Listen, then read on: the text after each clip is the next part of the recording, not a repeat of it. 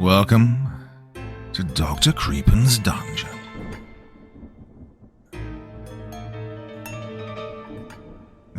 Serial killers captivate us because they challenge our understanding of human nature and morality.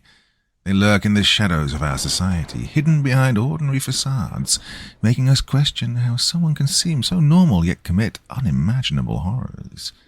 Their motives, often complex, twisted, and deeply personal, reveal the dark potential lurking in all of us. We can't help but be drawn to the mystery of how they operate, why they kill, and what makes them tick. The fascination lies in the chilling realization that, despite their brutality, we are all a part of the same world, and their darkness might be closer to us than we'd ever want to admit, as we shall see in tonight's collection of stories. Now, as ever, before we begin, a word of caution. Tonight's tales may contain strong language as well as descriptions of violence and horrific imagery. If that sounds like your kind of thing, then let's begin. The Roadside Slayings. Chapter 1. And so essentially, when we look at the psychology of sexual violence, the perpetrator isn't aroused because they find the victim sexually attractive.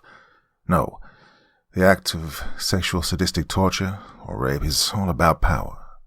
It's about elevating the perpetrator above his victim by degrading and dehumanizing them. Any questions at this time? I looked out into the auditorium, waiting to see if any hands went up. A few did. I picked one at the back, always did.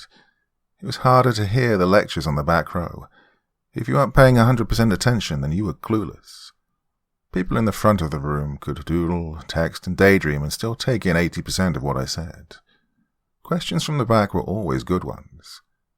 I gave the young blonde student a cue to ask her question. So why does the perpetrator feel the need to dehumanize his victim? Why do they need to feel that power? She asked curiously, emphasizing key words that I had used. Well, based on years of research, theoretical and practical, as well as some of my own personal findings, then it's because the perpetrator has likely suffered a period of severe abuse in their life, likely in between the latency and phallic stages of their childhood development. The feelings of helplessness and lack of control forced upon the person just as they enter the very raw beginning of their psychosexual development truly mold the perpetrator's psyche in ways that are 1,000 times more savage and brutal than we can ever imagine. The way they view sex, women, men, control. They're a different breed to us. That person who's felt helpless and lost all their life, when they turn the tables and commit their first crime, it's like they've just taken a drug that gives them back everything they never had as a child. Strength, power, confidence. They become addicted to that drug. And as you know, once you're an addict, that addiction gets worse and worse, and you have to hit harder drugs to satisfy it.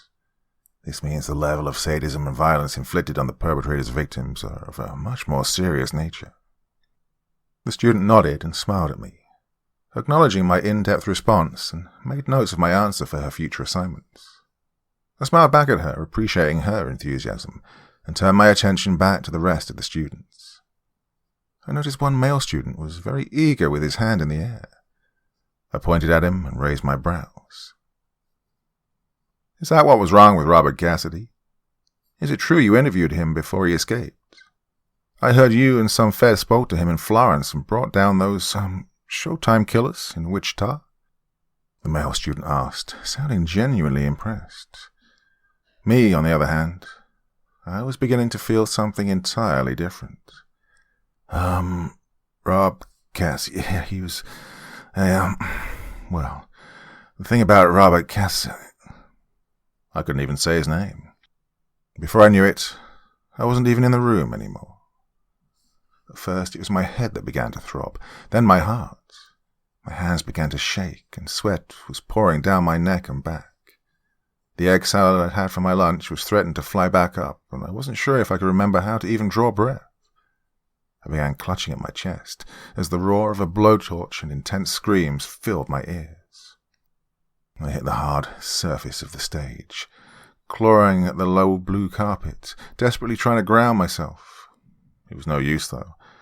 I was drowning, faintly hearing the concerned yells for help mixed with some immature sneers and laughter. I could feel the vibration of urgent footsteps rushing up the stairs as I began to fade to black. Quincy's smile looking at me from his hospital bed, my hand on his leg.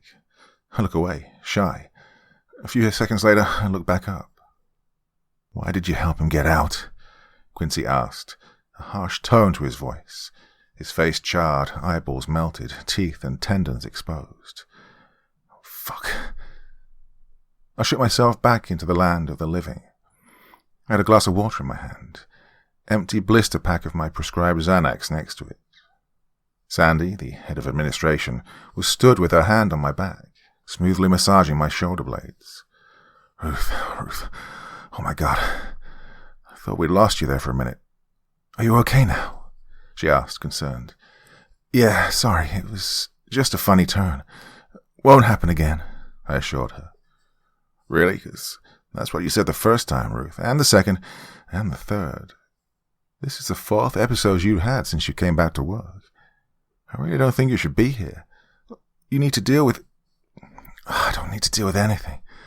I just need to get back on with my work and get on with my life. Please, Sandy, just leave me alone. I'm fine," I said, dismissing her concern. "Well then, do it. Do your job. Stop blacking out every time someone says his frickin' name," she snapped at me. I didn't blame her. She'd had more than her fill of my denial and my attitude. I didn't want to face it, though. Not yet. I pinched my nose, stayed quiet, and prayed that she'd just leave. She did, and I was just about to truly relax when she turned back to me and added, "Oh, by the way, there's someone at the front desk waiting to see you. I was going to fetch you when I found you on the floor, surrounded by our students. I'll tell them it's a bad time, huh?" she said with an edge to her tone. "Yeah, do that," I replied sarcastically. "Oh, I'll make sure to tell Supervisory Special Agent Rodriguez that his journey was a wasted one," she added. It took half a second for that name to ring that bell in the back of my mind, but when it did, I sat up in my chair a fraction. "Sandy," I said, catching her attention just before she slammed the door. She looked back at me with raised brows. I thought about the last 2 months of my life and decided it couldn't get any worse, could it? So I looked Sandy in the eye and made up my mind. I sighed heavily in acceptance. Send him in. Chapter 2. Agent Rodriguez looked younger than I imagined he would. The way Quince and Bodkins had spoken about him, I imagined a much more seasoned FBI stalwart, and yet this man was either a rough 40 or an easy 50. But when he told me he was 53, you could have knocked me down with a feather. He chuckled, claiming it was the Latino pigments in his skin that gave him his youthful look, despite already clocking over half a century. "So, what brings you down here, Agent? I'm sure it's not just to show off your coveted caramel skin," I said with a smirk. As the agent observed my plethora of diplomas and certificates on my office wall, a puff of air spat from the agent's nose as my comment caused him some humor. It was short-lived, however, as his matched smirk dropped back into a concerned blank stare. "Noah, you're right. I am here to ask for your help," he said, now turning his attention from my accomplishments to me. "No," I said immediately, swinging my back to him in my office chair, affirming the negative response. "Oh, come on, Ruth. I need someone with your expert—" "I said frickin' no. I'm done with all that," I shouted, swinging back to face him. My eyes showing my pain, Rodriguez stared deep into them and he began to gently nod. He'd seen the same look in his own eyes every day when he stared into a mirror. "Yeah, I get it, Ruth, I really do. 'Cause I feel it too. The guilt, the burden of it. He was more than a colleague to me. He was my best friend, you know. And whatever role you think you played in what happened, just remember, it was me who authorized his transfer. And even though everyone rightly says the only person responsible for Robert Cassidy's actions is Robert Cassidy, I still have to live with my decision that day. But honestly, that isn't what haunts me. What does then? Because the way I see it, he knew if he could just get into a less secure part of the prison, he could escape. And he played me like a fiddle in that interview room. He's out because I convinced Quince to take the deal, and that's why he did what he did. I managed to finish my sentence, struggling to say the actual words. Miss Botkins, we work well together. That's all it was, though, professional. But me and Quince, we were becoming more than professional, the agent said with a hint of a smirk. I know, he told me. Plus, it was painfully obvious in that hospital room, but hey, listen, I understand your pain and regret.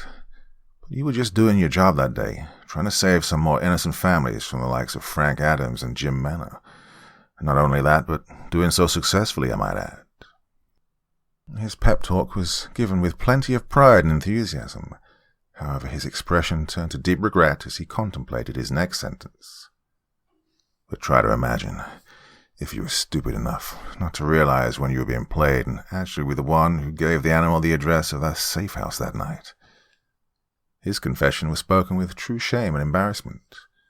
I could tell he'd really beaten himself up over it. I understand, too.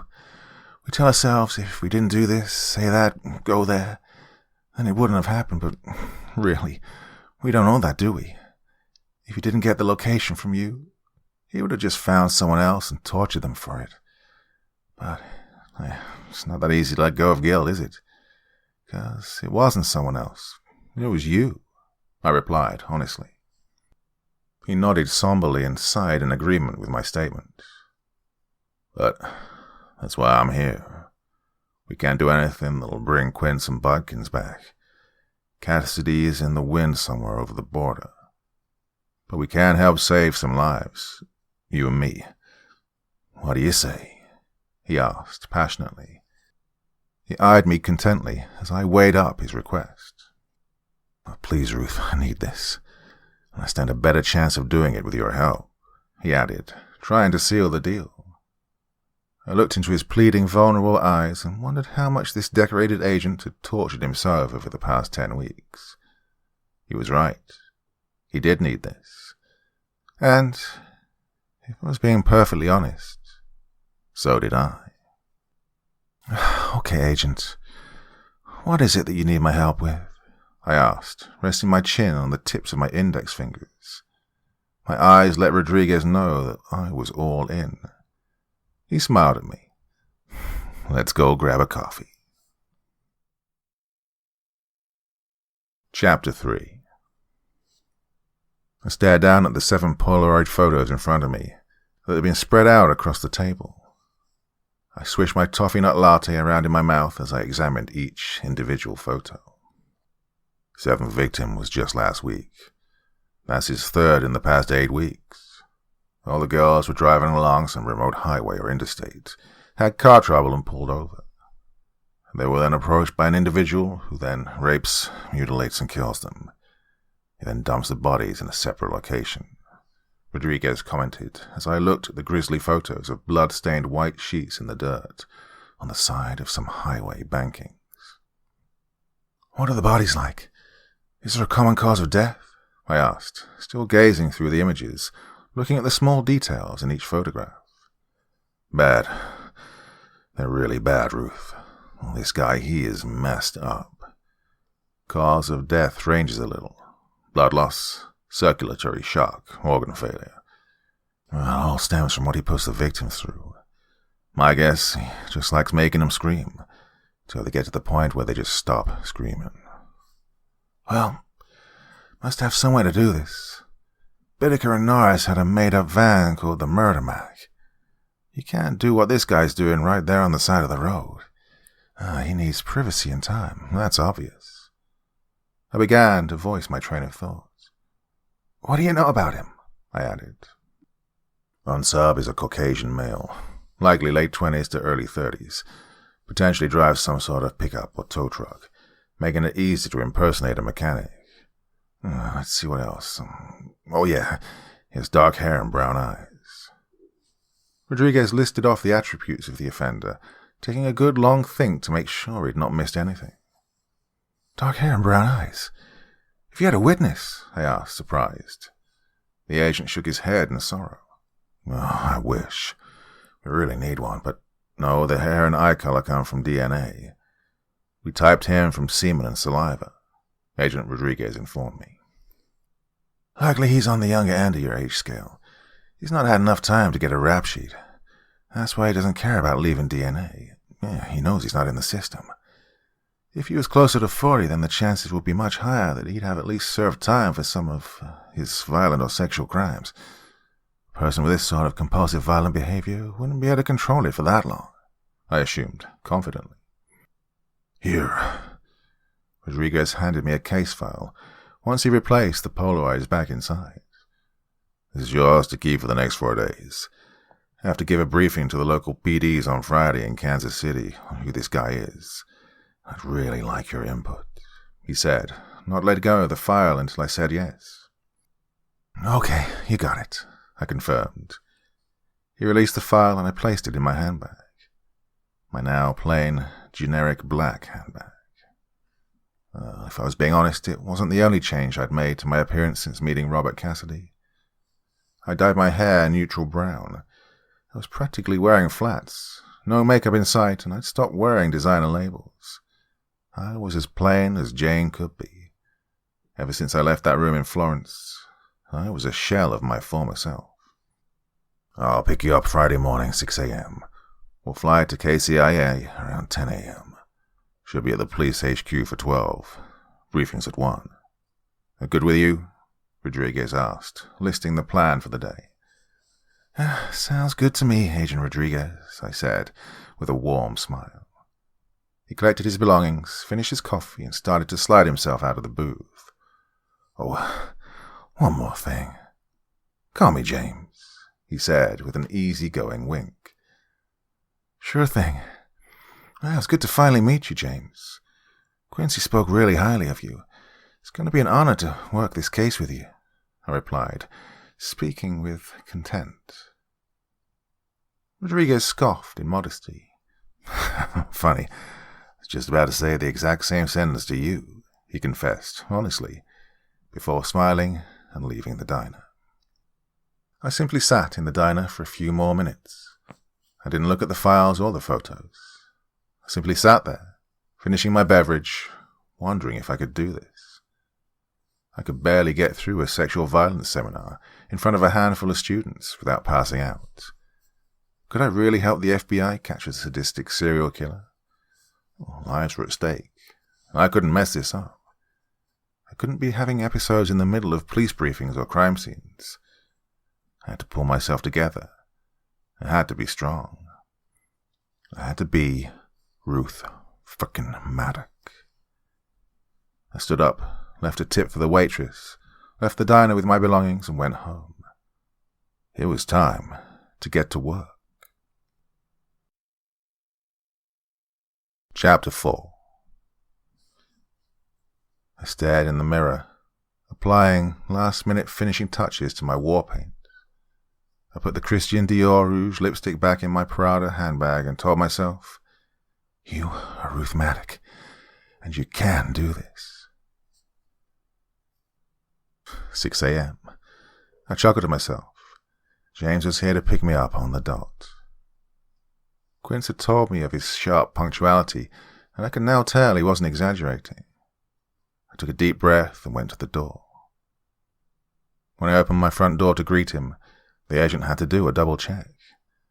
I swear the poor guy thought he'd gone to the wrong house. Morning, Ruth. You look different, he stuttered, like a nervous schoolboy. Thanks, I'll take that as a compliment. You ready to do this? I asked confidently. He smiled at my newfound swagger and nodded gently. Oh, you betcha. We were about 35 minutes outside of Kansas City. I was staring out of my window seat at the miles and miles of derelict highways and farmland. I couldn't help wonder if a new victim was lying cold and mangled somewhere, just waiting to be found by some traumatized motorist. James leaned over to me. Hey, mind if I ask you a question? he asked softly. Why do I look like I do? I presumed his question. I could tell you've been dying to bring it up since I opened my front door this morning, I added with a smile. The agent chuckled gently at my perceptive skills. I can see why you have the reputation you do, Ruth, but no, actually, that wasn't the question I was going to ask you, the agent revealed with a smirk on his face. I raised my eyebrows in curiosity. I was going to ask you why you looked like you did the other day, he asked. I took a moment to absorb his question and considered what he was asking me. I looked him in the eye. He knew the answer, he just wanted me to open up. Come on, James, I'm sure you've read the interview transcripts. You heard what he said, I said, trying to shrug off the conversation. I wasn't in the mood for another grilling. I needed my mind firmly on the task at hand. Well, when we found out he was still alive, we went back over previous interviews, trying to find a clue of where he might be. Yours was obviously a key one, being the last interview before his escape. Look, Robert Cassidy has a way of making assumptions about you and using them to asset his power over you, and then he... I cut him off. Well, he didn't assume, though.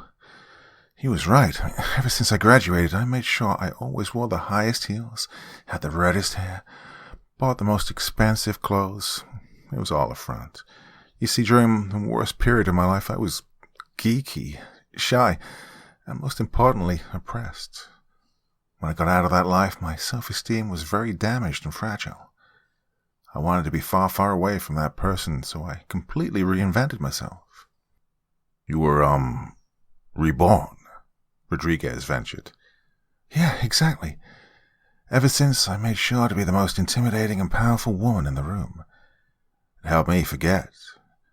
But when Cassidy brought it all back up, he took me back to that scared, abused, weak little girl.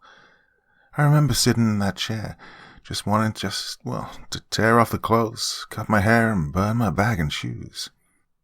It felt stupid, like I was wearing something I shouldn't.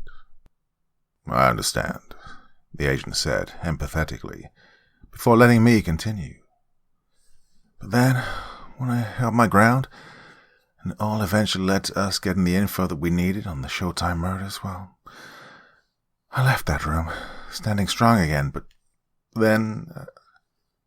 I hesitated, not knowing if I wanted to say the next bit out loud. It didn't matter, though. Agent Rodriguez knew what I was going to say.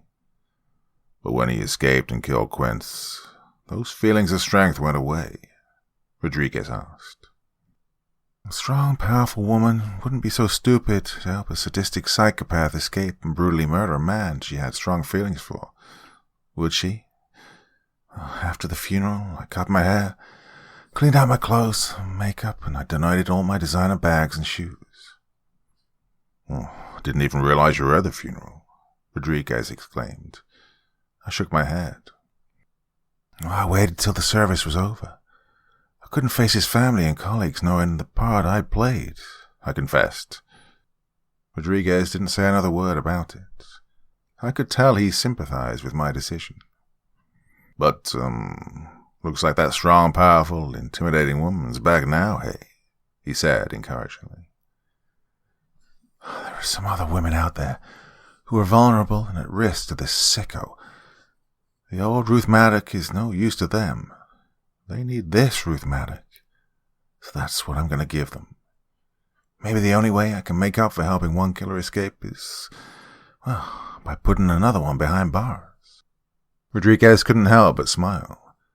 Just as a tone alert went off above our heads and the captain's voice began to ring through the aircraft.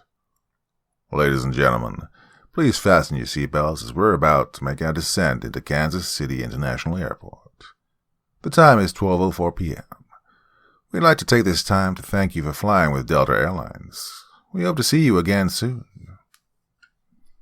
Agent Rodriguez plugged in his seatbelt, and his words broke his smile. That's what I like to hear. Chapter 5. Next up on the agenda, old missing persons case. We got this back on Cold Case Review a few weeks ago. The MPs are now 25-year-old Haley Stanhild, along with her partner, now 27-year-old Matt Bostock. They supposedly went on a backpacking vacation to Alaska 5 years ago. They weren't reported missing by their families until the 3 months vacation time passed, and they still hadn't returned home. Mac picked Haley up from her parents' home in Lawrence at 5 a.m. on the 7th of November, 2013. They stopped to fuel their red 2012 Honda Accord at a fuel station just outside St. Joseph on Highway 29 at around 6:17 a.m. Matt filled the car while Haley went to the restroom. Matt then paid the cashier, and they met back at the car and were back on the road by 6:35 a.m. That was the last known sighting of these two people. They weren't reported missing until 26th of March 2014, when both Haley's mom and Matt's brother both claimed they hadn't heard from either of the pair. Naturally, we couldn't open the initial missing person case until we'd confirmed that they'd simply not just lost their mobile phones in the wilderness or whatever, but after we'd liaised with Alaska State PD and there were no previous or current confirmed sighting of either Matt or Haley in the state of Alaska. Well, not only that, but ASPD have liaised with all the main national parks and trails that the pair talked about visiting. They've regularly searched at monthly intervals for any signs of the couple, but nothing has ever been turned up. No sightings or sign-ins at any of those parks, visitor centers either. We're now assuming that the pair never reached the destination, but we're not yet treating it as foul play. Yet. We're going to send Detective Ryan and Officer Patrick up to the gas station, ask around, try and find out if they changed their destination or plans. Any arguments between the two, or maybe with someone else? Well, see what you can dig up, the police chief instructed. Two men, who I assumed were Detective Ryan and Officer Patrick, rose from their seats, grabbed their coats and straps, and left the room with a roll of their eyes. Clearly a case that was considered to be a dead end among the force, and these two men had drawn the short straw of going over the same evidence and witnesses again, trying to magic up a resolution. Now, finally, come to our number one priority, the roadside slayer, or whatever the papers are calling him right now. This man has taken the lives of 7 young girls, 7 innocent, bubbly, youthful girls, brutally raped, sadistically tortured and savagely murdered in the worst possible way by a despicable, evil human being. 5 of those girls were from the state of Kansas. 2 of them were from Missouri. Because the crimes are cross state lines, we have the privilege of having the Bureau's input on this case. Agent Rodriguez will be our FBI liaison on this case. We're now going to hear a 30-minute presentation on the killer's psychological profile by renowned criminal psychologist and homicide case consultant, Professor Ruth Maddock of the University of Denver. The floor's yours, Professor. The captain waved me up, and I made my way to the podium. Well, I'll give it to the Kansas City PD officers. They seem to have evolved since I last visited this state. I received applause this time, rather than whispers about the curve of my butt, as well as the wolf whistles and sniggers. I felt confident, ready to deliver my speech.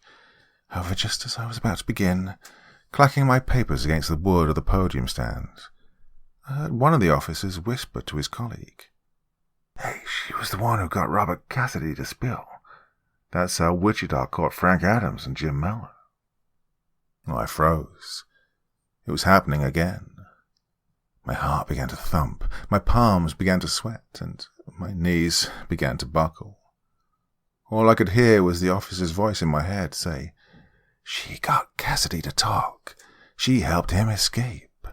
She killed Peter Quince. She did. She did it. She's to blame. She's a—" "Well, she's a fucking hero, bro," the officer replied to his colleague in a hushed tone. That wasn't my imagination or my anxiety. That was real, and all of a sudden my nerves calmed, my knees straightened, and my palms dried. That's why they applauded me. That's why they respected me. I looked into the crowd and looked at Agent Rodriguez. He gave me a nod and a smile, as if to say, You got this. I smiled back at him because, well, you know what? He was right. I did. On the night of August 24th, 2018, the body of the first victim, Connie Matthews, was dumped outside Huntley Ridge Apartments in Topeka, Kansas. Her body wasn't dumped during the middle of the night, when the streets would have been quiet. No, her body was dumped at 3:56 p.m. in broad daylight. It's only by sheer chance that there happened to be no witnesses to the event. Now, I think it's reasonable to assume this wasn't his plan.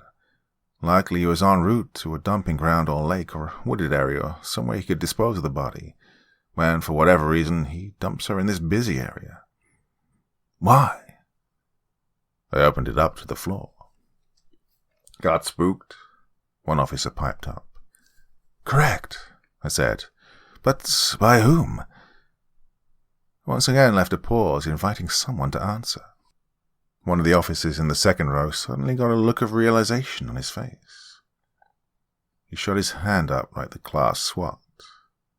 I pointed to him with a smile on my face. Holy shit, the victim, she was still alive. She made a run for it, he exclaimed. The cause of death, blunt force trauma to the back of the skull, I said, addressing the whole room.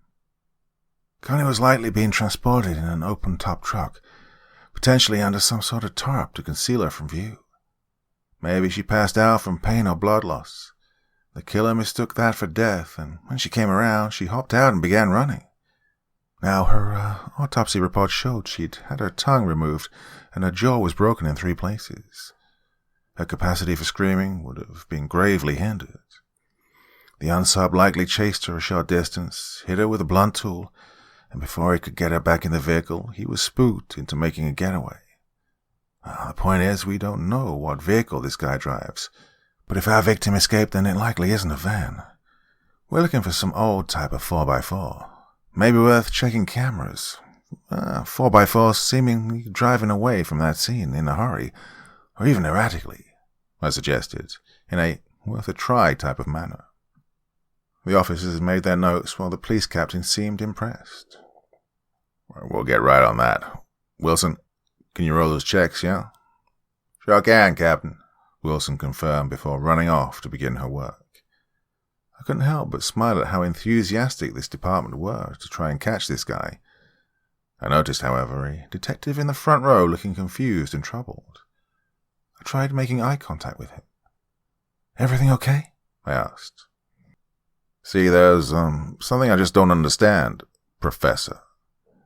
If this guy didn't mean to dump Connie in public and he was spooked, then why has he dumped every other victim for us to find?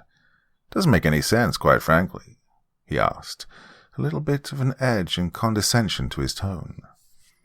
I could tell from his age and jacket that this guy was at least a 20-year man, who likely had a wife who hadn't worked since she met him, and, most importantly, didn't appreciate it or tarted up classroom desk jockey telling a room of seasoned men how to do their job.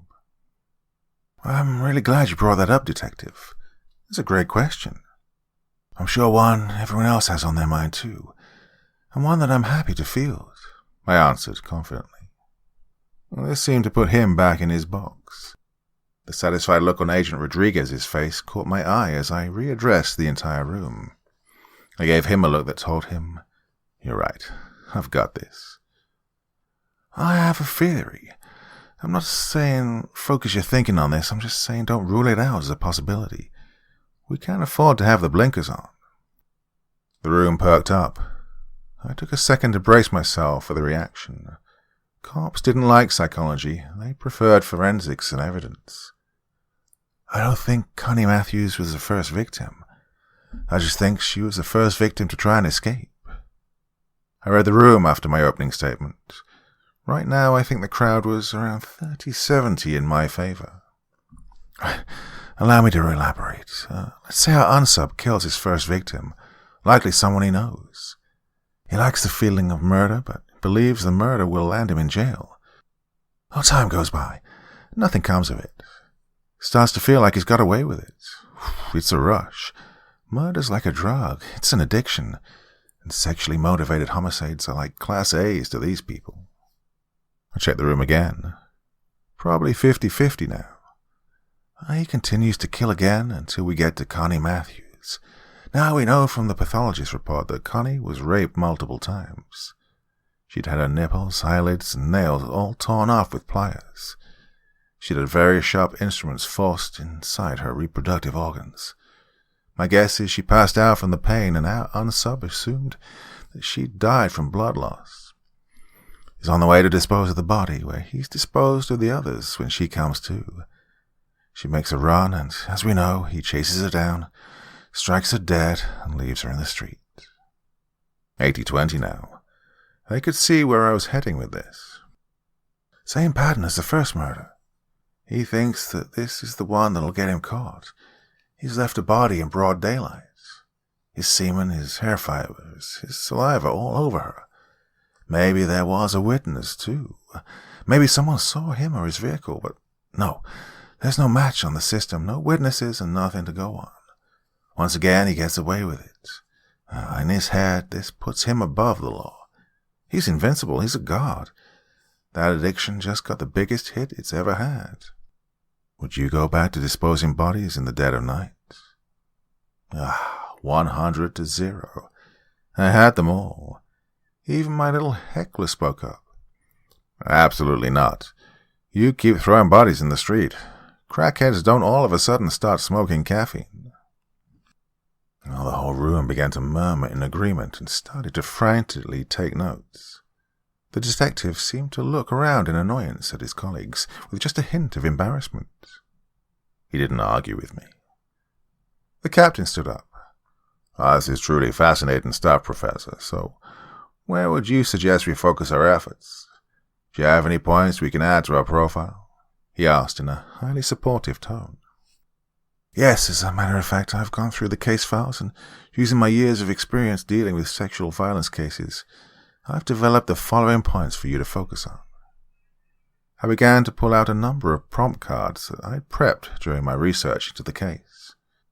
Well, we have a person here who, once he has hold of his victim, does things that no person on this earth should ever experience.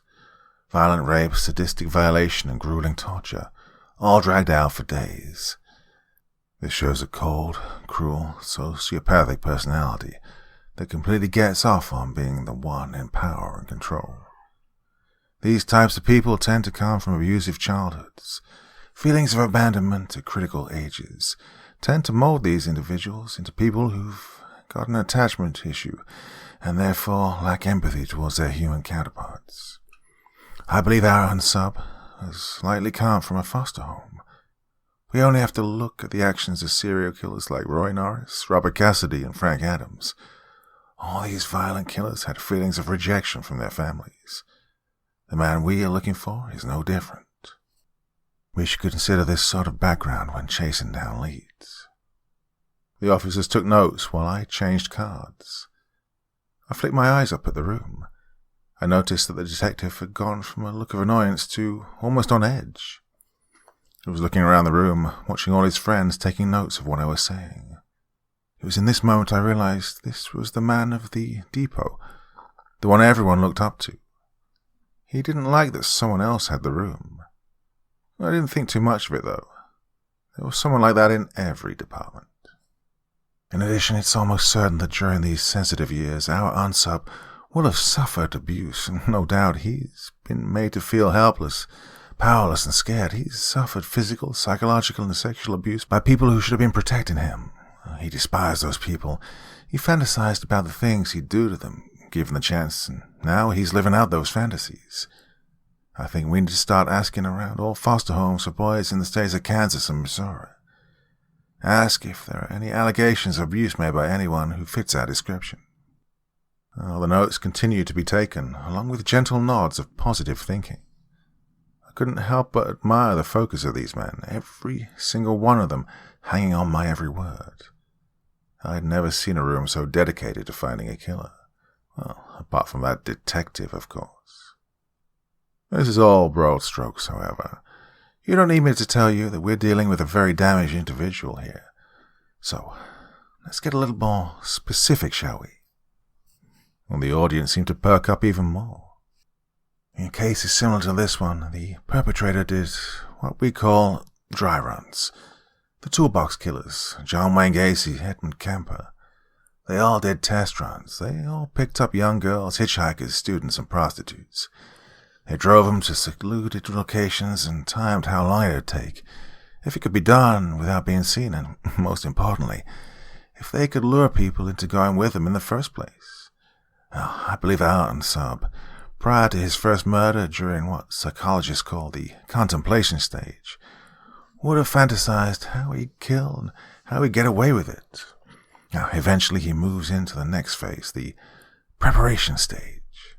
This is where these types of killer begin their practical planning, i.e., buying the weapon, stalking the target, purchasing a kidnap vehicle, practicing their routines.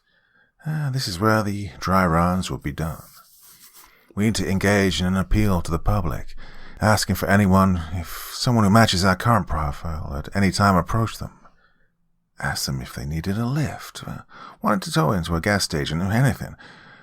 We can focus on the people who claim that they were driven to the direction of that of, Connie Matthews' body site. The police captain stood up. Well, speaking on behalf of everyone here, I just want to say thank you for your hard work and the time you put into this. Is there anything else, Miss Maddock? Well, he's clearly from an area somewhere east of Wichita and west of Sedalia, Missouri. Both his home and his dumping ground are in this area. I believe every victim will be complete strangers to him, except the first. Find his burial site and we'll catch him. I hope some of the points I've risen today help discover that location. In addition, I don't believe he's a family man, nor does he have a full-time job.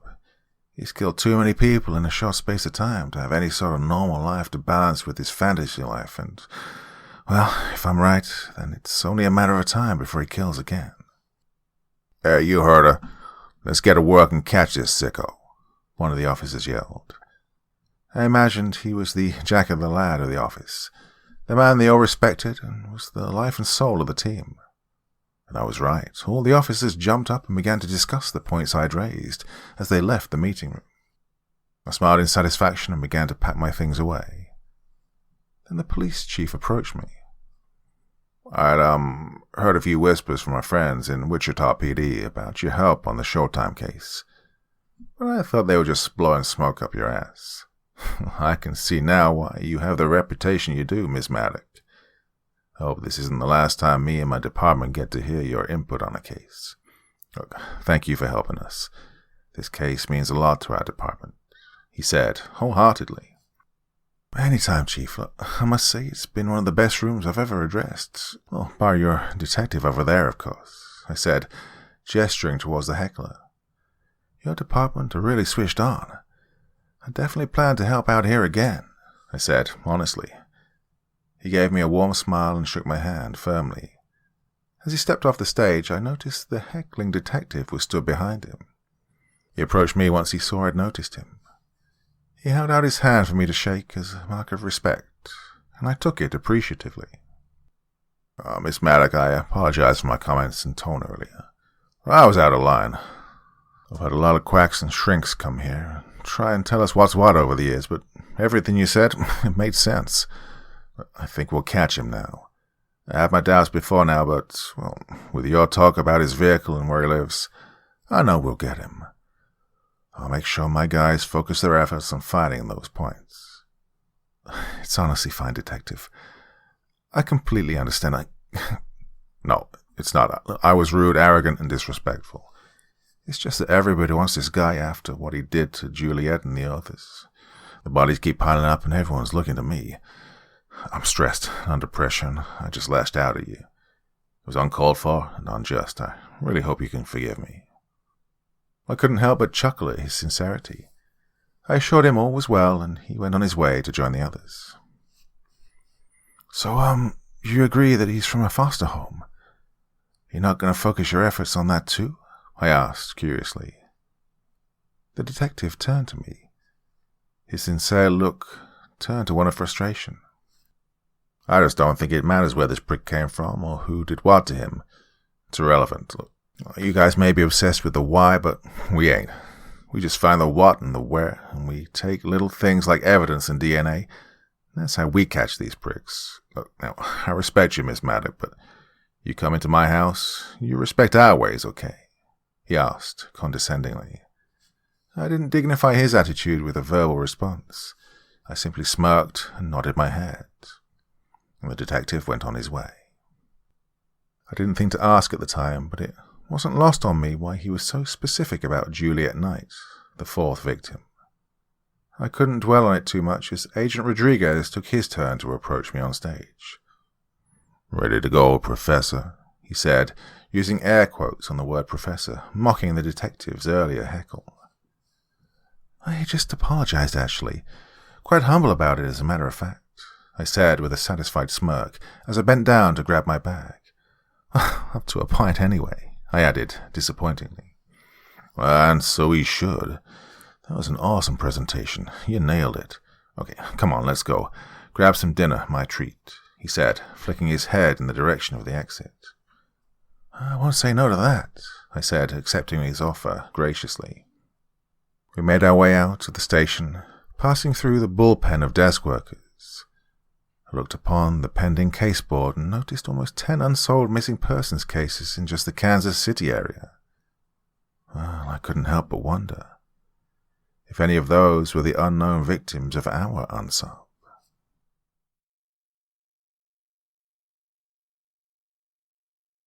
Chapter 6. Myself and Agent Rodriguez found a nice little diner on the edge of the city limits. He ordered a black coffee with a 4-egg omelette, filled with spinach and mushrooms, while I went for my signature toffee nut latte and a chicken salad. We ate in silence, both enjoying our first proper meal of the day. We finished almost simultaneously, before relaxing back against the leather to finish our drinks. Beats the crap they serve on the airlines, doesn't it? Rodriguez quipped, and I chuckled in agreement. Do you think I did okay in there? Truly, I asked, mainly fishing for compliments. Rodriguez took a swig of coffee and responded with, You were terrible. I think those were pity applauds, and I think that Sergeant apologized to you just so we could get a better look at your wreck. His sarcastic banter made me laugh out loud for the first time in weeks. I playfully shook my head at his mischievousness. All seriousness, though, that was the best room I've addressed, and I mean universities and police. Honestly can't believe how committed and focused they were. So rare to have the whole room completely switched on, I said, still in awe. I took a swig of my beverage just as Rodriguez finished his. He seemed to hurry the gulp so he could respond. Well, that's because of Officer Knight. Apparently he was extremely well liked. The guy you have in every workplace who's never shy to pick up the tab. Will do anything for anyone. Buy you a beer when you're having issues with the wife. Yeah, he's that guy. Well, he was, he said, shaking his head in a somber manner. I must have gone quiet while I connected the dots and had a really disturbed look on my face. I was just recalling my talk with the sergeant when Agent Rodriguez stepped in. You didn't know, did you? Surprised given how much research you clearly did. Oh, no, not at the time. But the detective who came to apologize to me specifically mentioned the name Juliet when he was speaking of the victims. Didn't understand why at the time, but it makes total sense now. One of the victims was one of their own kin. No wonder they want this guy's blood. Oh, God, how awful. So, what happened to him then? Did he leave the force? I asked, taking another swig of my coffee. Rodriguez looked disturbed. He's dead, he informed me bluntly. My startled expression was a silent cue for Rodriguez to elaborate on the situation. I don't know whether it was planned, coincidence, fate, or just down horrible luck, but when the body was found and got called in, it was her father who picked up the call. Oh my God, no way! I was horrified. I'd seen the autopsy report. This son of a bitch had put this girl through copious amounts of hell.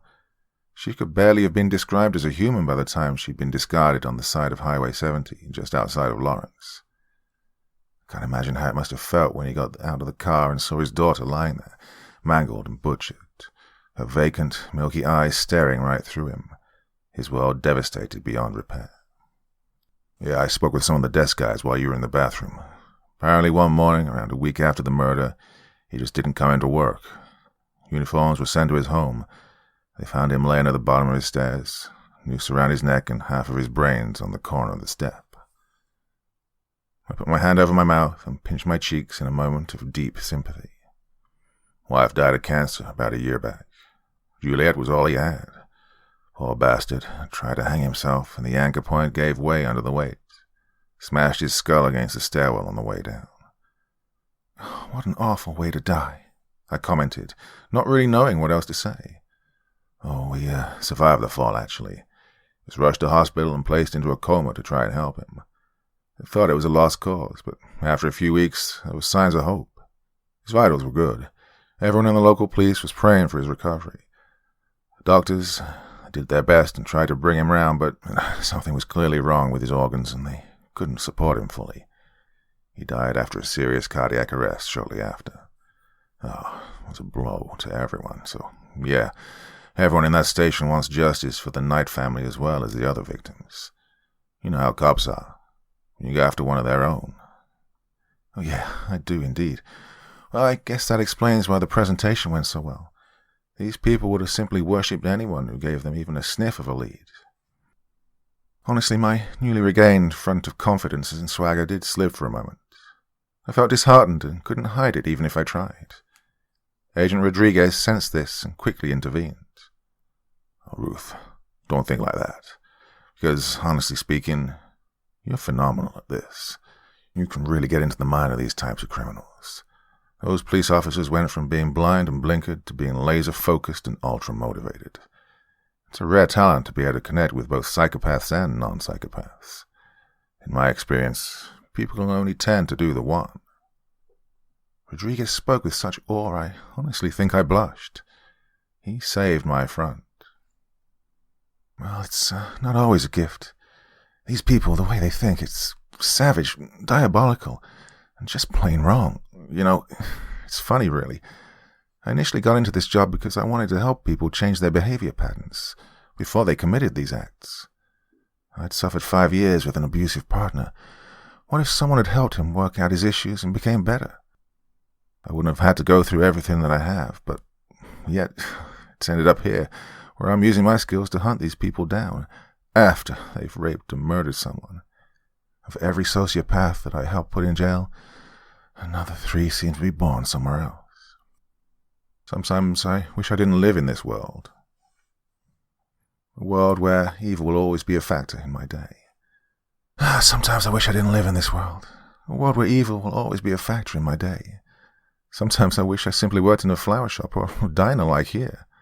Somewhere that I wouldn't even be half as aware of the number of awful people that there are in this world. What is it they say? Ignorance is bliss.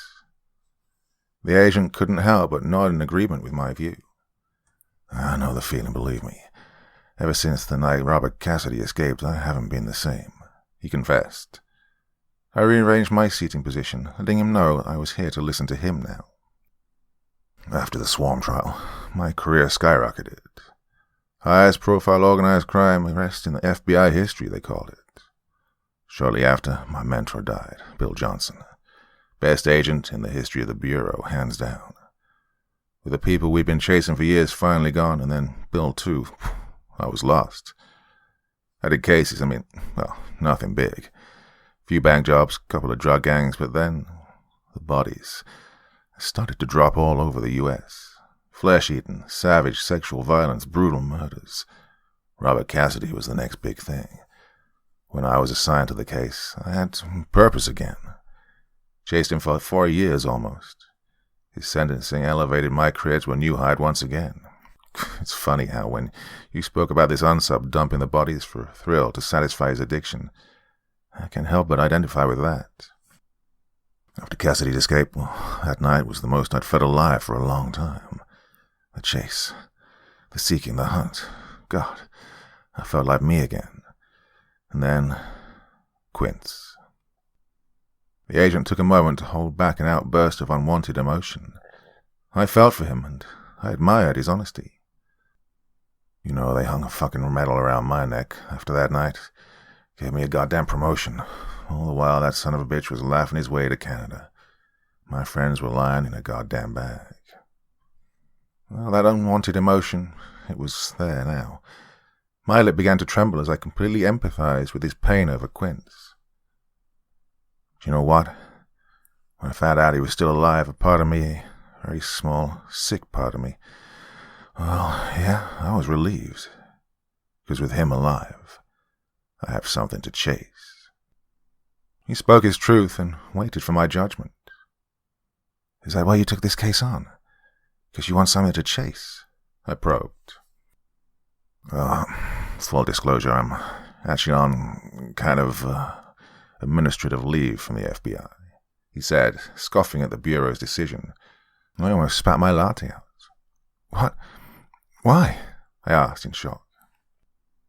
I was meant to be working with a task force, running a surveillance op on a human trafficking gang in Texas, but let's just say I was a little absent, in both a physical and emotional sense. I was too busy in my house trying to work out where Robert Cassidy could be. The deputy director was concerned with my behavior and even commented on my drinking at one point. Told me to take off a month or two. As far as everyone at the FBI was concerned, I'm taking a well-needed vacation. I'm actually supposed to be seeking professional help, but I think the best thing I can be doing is getting another psychotic monster off the streets. Jesus, James. I can't believe that you're only just mentioned this. Right. Just as I was beginning to go off on a tangent at the agent for keeping this from me, a noise cut me off. A cell phone ringing. It was Agent Rodriguez's. He quickly held his index finger up to stop me tearing him a new one in front of the diner and answered the phone. Supervisory Special Agent James Rodriguez. Whom may I say is speaking? Yeah? Holy shit. How is she? Try to find out what you can before they put her in the ambulance. Hear me? Anything. Name, places, vehicle, anything. We'll meet you at the hospital.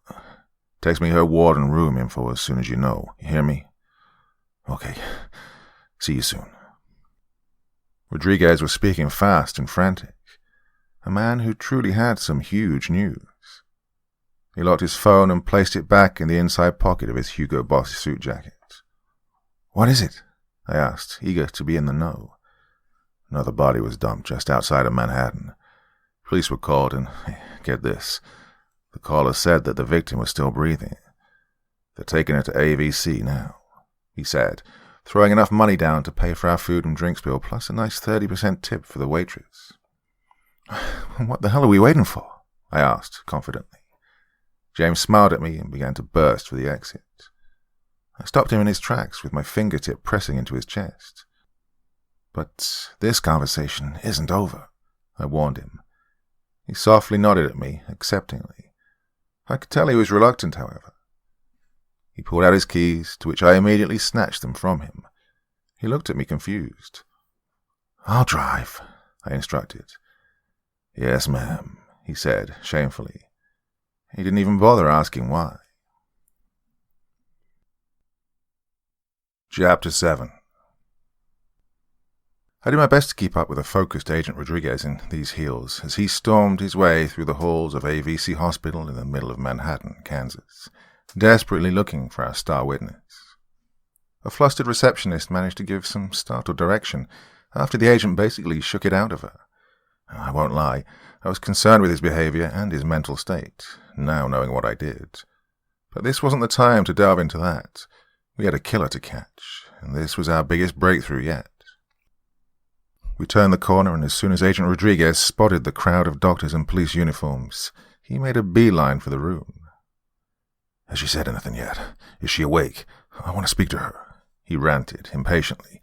But between one of the officers and the two consulting doctors, they blocked his path and demanded he calm down. I'm sorry, Agent, but I can't let you see her. Bethany's in a very critical stage right now. The next 24 hours are crucial. If she makes it through that, then maybe there's a slim chance she'd be able to speak, but I wouldn't be recommending it, the doctor told Rodriguez firmly, and Rodriguez could not hide his frustration. Listen, pal, I've got a job to do here, so I need to... And so do I, the doctor snapped, cutting Rodriguez's balls off in front of everyone. Now please, Special Agent. A bit of professionalism here while we try to save this innocent girl's life, eh? He added, sarcastically.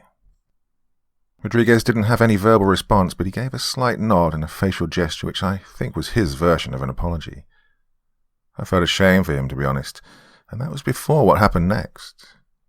A middle-aged couple, who'd clearly been crying a great deal, approached him as he stared at the floor to avoid eye contact with the crowd of law enforcement a few feet away. "Hello, Agent. My name's Sandy Matthews. This is my husband, Jeff," she began. There was a definite edge to her tone, I noticed. "Look, Mrs. Matthews, I'm truly sorry about—" Rodriguez began to slur before the woman cut him off, mid-sentence with a firm slap to his right cheek.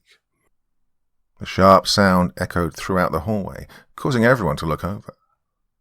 The agent's face was blood red. From the embarrassment of the impact itself, well, I honestly couldn't say. "There's no hope for anyone, let alone my baby girl. If you're what the FBI sent to help catch this piece of shit, grab a breath mint and go sober up, Supervisory Special Agent Rodriguez," she said in a very derogatory tone when she dropped his name. The woman couldn't even contain her emotion anymore and broke down. Her and the girl's father walked over to the window that allowed them a view of their baby girl, mangled, devastated, and full of tubes and wires. Agent Rodriguez was left to pick what was left of his pride up off of the floor as I went over to control the situation. "Go find us a motel for the next few days. Go get some sleep and I'll clean things up here. We'll talk about what's going on with you when I get back, okay?" I asked, but not really asking at the same time. He skulked off down the hallway, muttering under his breath that he would text me the info. I started to think about all the coffee I'd seen the agent drink, today alone. No doubt he'd made those coffees very Irish. Well, I couldn't help chuckle. I empathized with him, based on our experiences with Robert Cassidy. But here this guy is, giving me a pep talk on the plane about my appearance, when all along he's hiding a drinking problem. Up until an hour ago, I wouldn't have known that man had any troubles at all. Well, I started by apologizing to the parents and seeing what they could tell me. "Hey, I'm really sorry about my colleague. Trust me when I say today was the worst version of him you could have seen. He's one of the top agents at the FBI, and he's good at catching these kinds of people. I'm sure you've heard of the Swarm. Robert Cassidy? He helped put all of them in jail. A few months back, Cassidy murdered his best friend with a blowtorch after he escaped from Florence. He's still coming to terms with that," I explained to them gently. I didn't feel it was relevant to include my own internal suffering caused by that same event. "Well, I'm sorry for his loss, but that's my baby girl in there. Look at her. Go on, look," she demanded. Her husband, who hadn't said a word during this whole exchange, moved to his right in order to give me a view of the inside of the room. I looked inside. "Doctors say she has around a 15% chance of survival. And even if she does, she'll never be able to have children. She'll never even go to the fucking bathroom again. Skin grafts to her breasts, face, and back. Glass eye, brain damage. What sort of life does that sound like to you, Mrs. Maddock?" I answered somberly. "And no, it doesn't. I'm truly sorry for your daughter, Mrs. Matthews. And I can assure you that myself, the police, and Agent Rodriguez will catch this man," I added, making a stern promise to her. "Just leave us alone," she demanded softly. I think she wanted to thank me for my assurance, but understandably just didn't have it in her. I headed over to the 3 police officers who were sipping their coffee a few feet away, no doubt waiting to see if the girl lived and talked, or someone showed up to finish the job before she did. "Okay, guys, can we forego all the awkward questions about my colleague's state of mind and get down to business? Who was first on the scene?" I asked sternly. 2 of the officers turned and faced a young-looking officer who looked, quite frankly, like he'd seen a ghost. "It was, I was, ma'am," the young officer managed to mumble out. Oh, the poor kid. I instantly felt a surge of sympathy for him. He'd clearly been traumatized. "Hello, officer. Stevenson. Yeah, sorry, ma'am. Yeah, it's Stevenson." He could barely string a sentence together. His nerves were shot to pieces. I gave him a warm smile at his failed attempt at courtesy. "Hi, Officer Stevenson. I'm the criminal psychologist consultant on the case.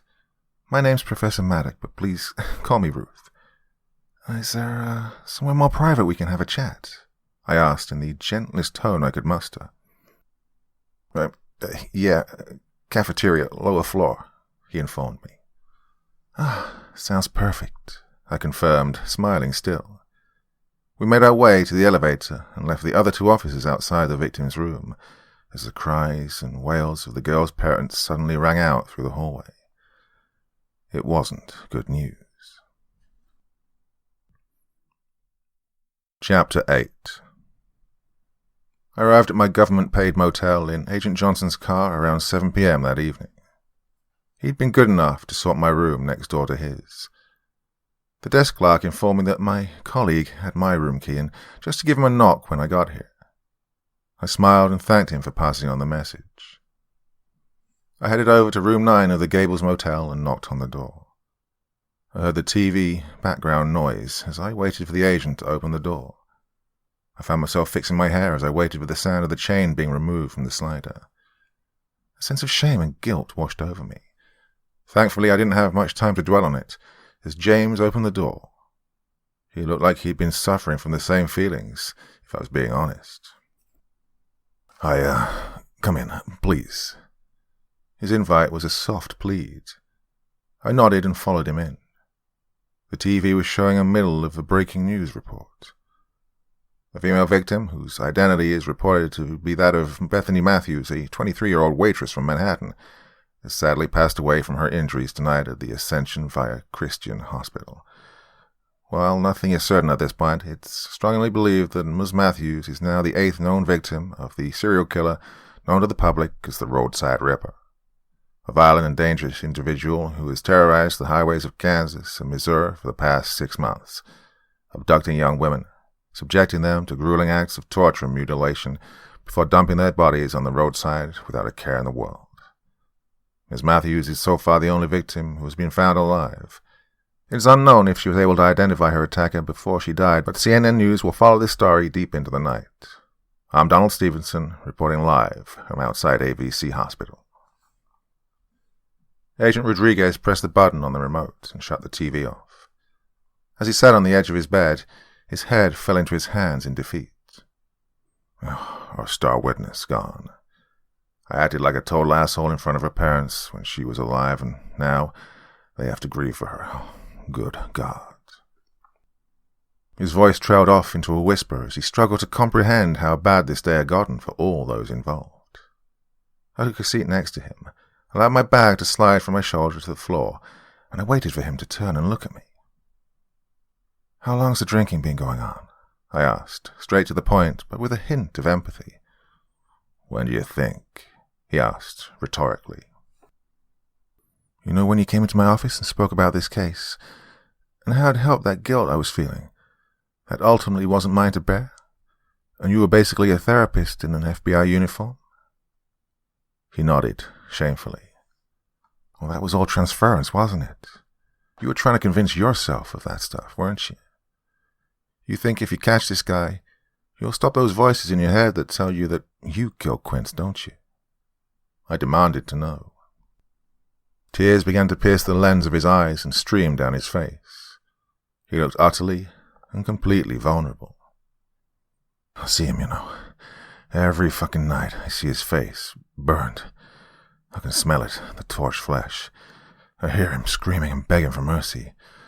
I'm haunted. That's the only word to describe it. I know the drinking's wrong, but it silences the voices. I polish between half and a bottle of bourbon off every night, then I sneak into my office throughout the day. Can't go on like this, though. Maybe if I help get this guy, then I'll be back to normal again, he confessed softly. Oh, James. I sighed softly, filled with sympathy. I came to you because you're brilliant at what you do, and I honestly didn't think I could do it on my own. He spoke with a raw honesty that a lot of people could have mistaken as self-pity. But I was looking into his eyes, and they told me he believed what he was telling me. You could have killed me, both of us. We've driven over 200 miles today, with you behind the wheel, tanked up on Irish coffee. This can't continue. If we're going to keep working together to catch this cycle, then you need to quit the booze. If you're hearing voices or whatever you want to call them, then talk to me, okay? Deal? I laid the ultimatum at Rodriguez's feet and waited his reaction. His delay to respond and the torn look on his face, like I was asking him to choose between his 2 children or something, told me that this wasn't casual drinking. This was turning into an addiction for him. Okay, he answered, heavy-hearted. I didn't judge. It's hard to face your feelings. James, I addressed him by first name to show I was being serious yet empathetic. I can tell you've already begun to gain a tolerance, and with no alcohol in your system, I understand that may affect you physically. So, I'll help to wean you off of it. I'll drive us where we need to go. I'll make sure you have enough liquor to keep you even. I worked as an addiction counselor as part of my work experience in my sophomore year. I know what I'm doing. I once again waited for his reaction. He didn't say a word. He just broke down into my embrace for a few short moments. He soon pulled himself together and sat back up straight. Thank you, Ruth. You really are an incredible person. His tone, so genuine I couldn't help smile. And so are you, James. You're just battling some demons right now. We both are. You helped me fight mine, so I'm going to return the favor. I promised him, sincerely, and he nodded in approval. There was a silence as we shared a moment of mutual positivity. I do have a little bit of good news, I enlightened James, causing his demeanor to perk up. The girl, she managed to tell us something before the ambulance arrived, I added. Oh my God.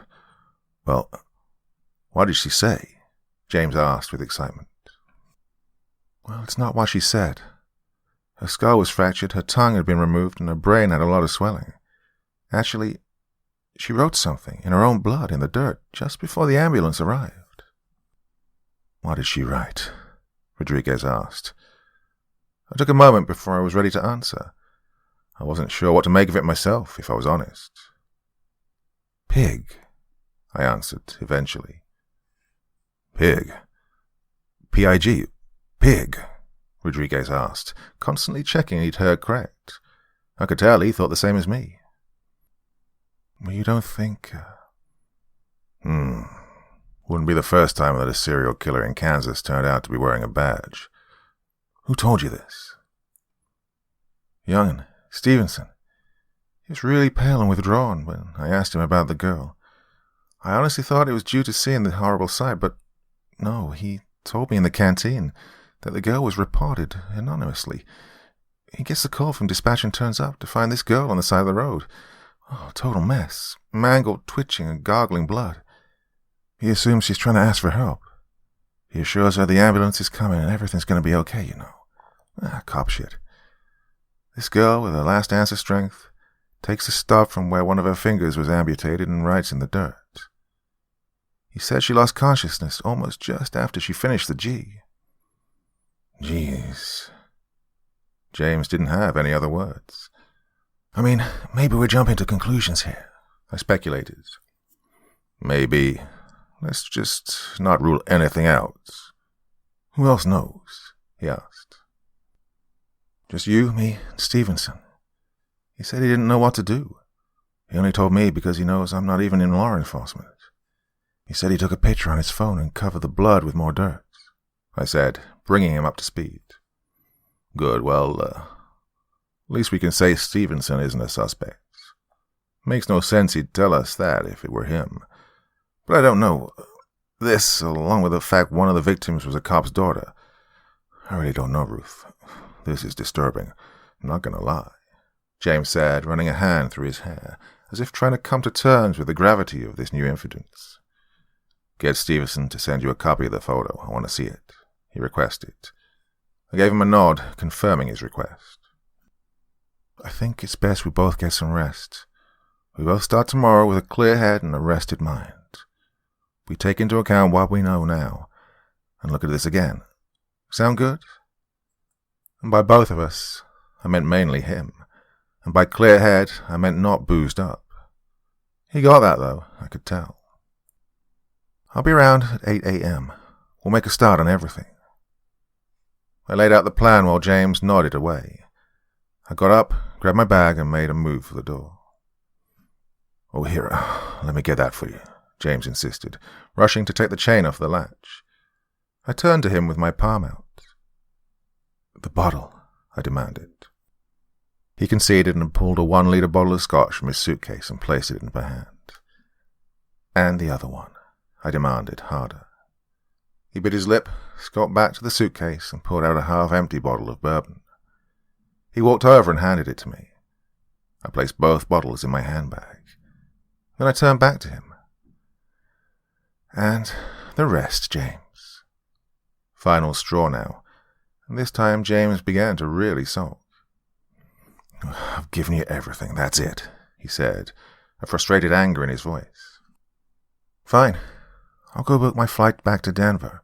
Should be able to get a red-eye, I said, walking away from him. Wait, he snapped. He rolled his eyes, dropped his gaze to the floor, and shook his head in defeat. A few short seconds passed before he sighed heavily and stormed over to his bedside table. He pulled the drawer open and grabbed 4 small bottles of assorted spirits. He placed them in my hand like a spoilt child who'd had their Game Boy confiscated. Very good. Got there in the end, didn't we? I teased. Aren't you going to accuse me of holding out again? He stropped. No, I know there's no more, I said confidently. Wait, what? How? The first 2 times you gave him up way too easy. I told you, James, I've worked with addicts long enough to know the reaction of someone who's just handed over their last drop, I informed him, with a gloating grin on my face. He shook his head and frowned at my cockiness, but he couldn't help but hold back a grin either. Good night, Ruth. See you in the morning. Good night, I replied, as I started to walk to my room. Just before I heard his door close, I turned and yelled back to him to get his attention. James? He stopped and reopened the door, raising his eyebrows to show me he'd heard. I'm proud of you.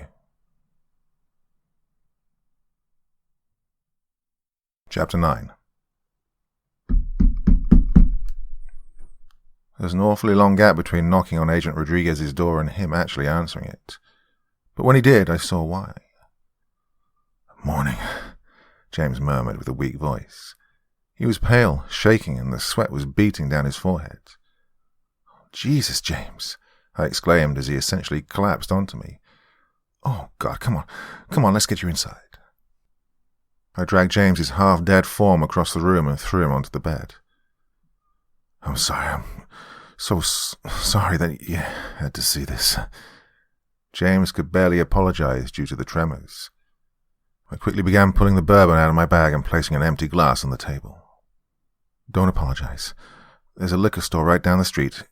You could have gone, but you didn't. This right here shows me that. Now, let's get you even, I said, as I began to pour around 35 centiliters of neat alcohol into one of the motel's generic glasses. Here, come on, drink up. 1 now, then half this measurement in the evening. No more, no less.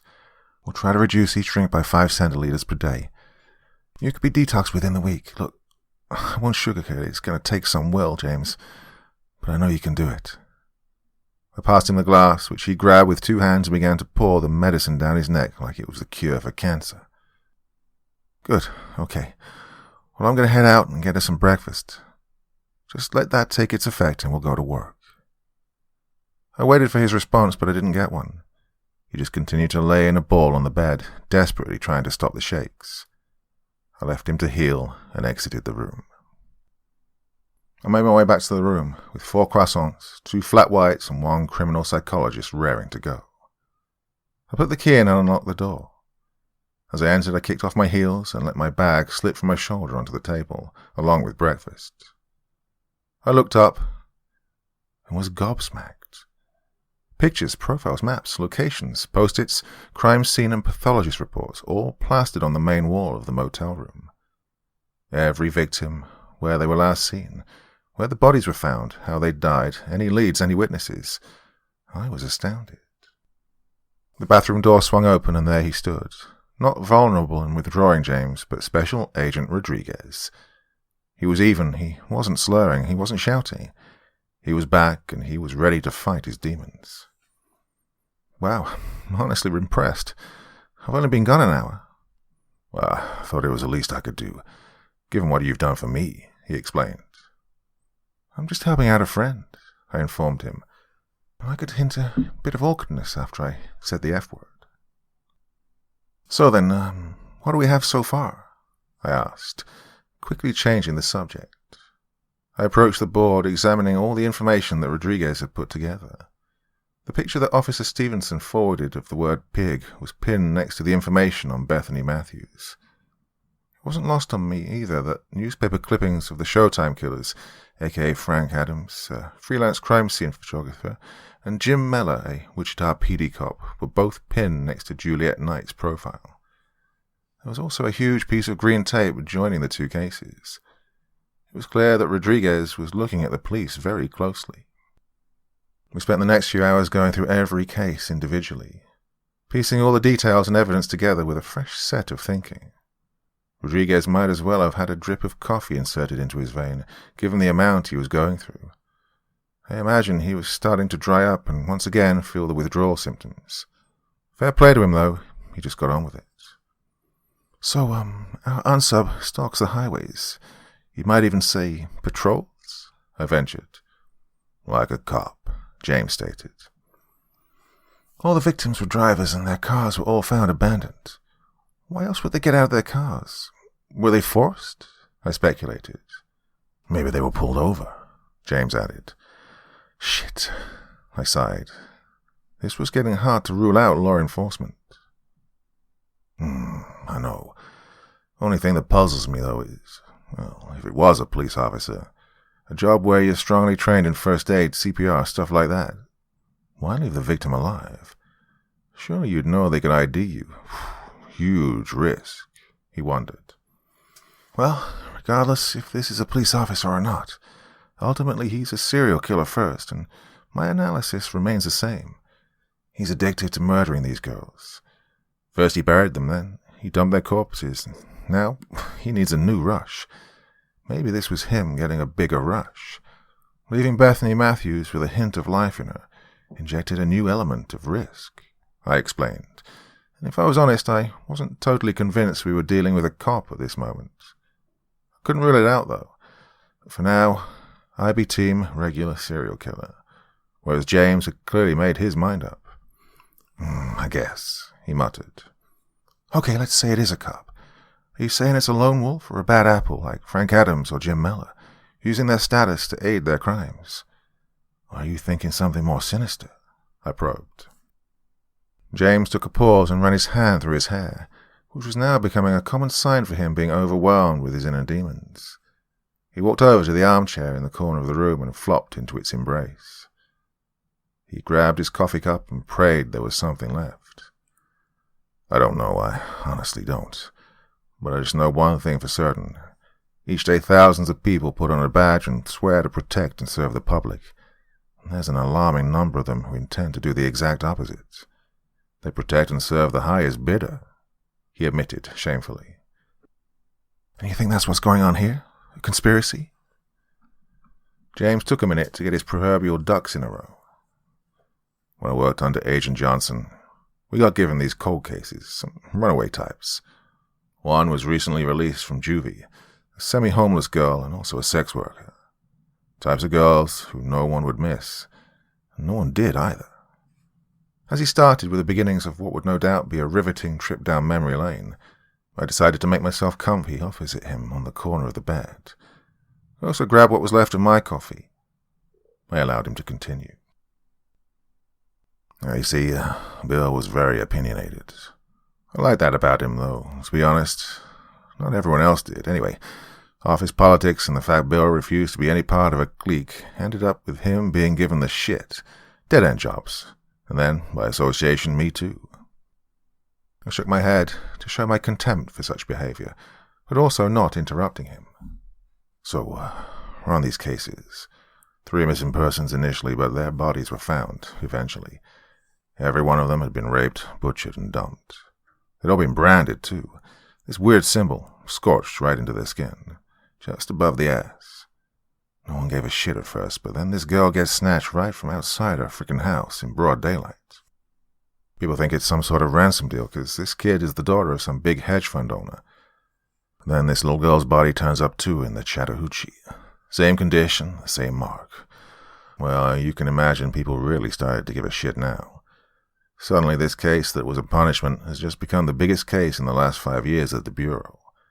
We were getting strong pressure from the DD to find some sex pervert to pin it on and make us look good, but Bill, he wasn't convinced it was a killer. He thought it was something more, something sinister, and, well, he was right. By now I was hanging off his every word. That symbol was a butterfly, Rodriguez said with intensity. The swarm, I exclaimed. Yep, from that investigation you have no idea the shit we uncovered.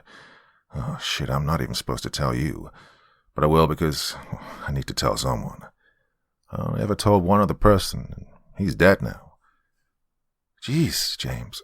What? I asked, my adrenaline through the roof. Well, it was no secret that the 10 high-ranking members of the Swarm's command network were made up of powerful people.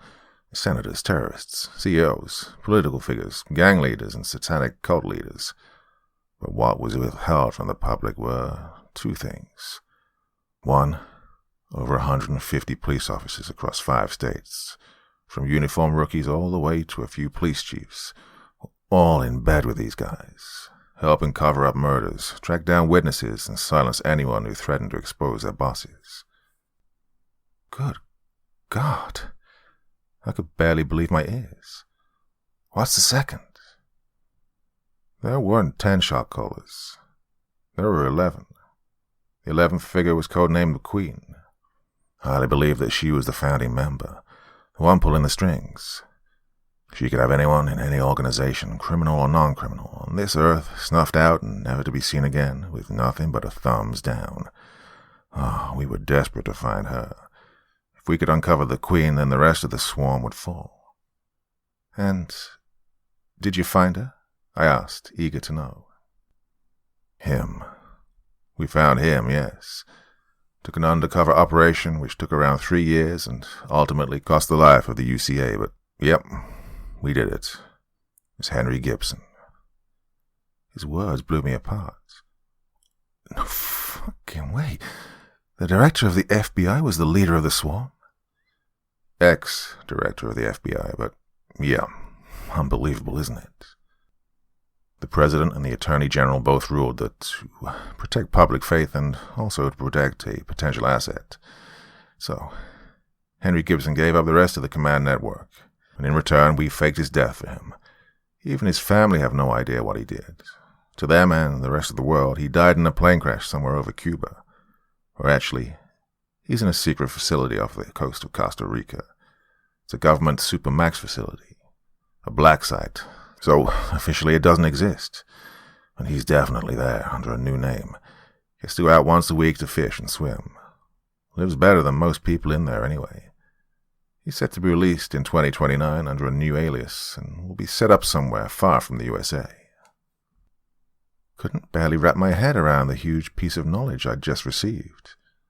This was honestly like finding out what happened to the Dyatlov Pass, or if Area 51 is a fucking real alien base.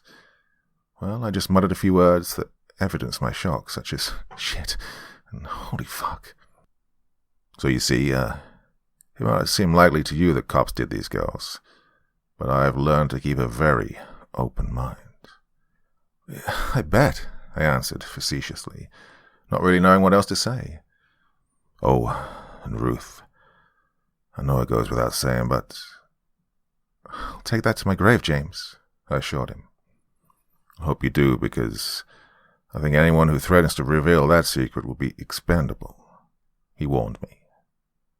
My facial expression assured him I knew the risks. He seemed satisfied that he could trust me. Okay. Agent Rodriguez broke the silence. What's our next move?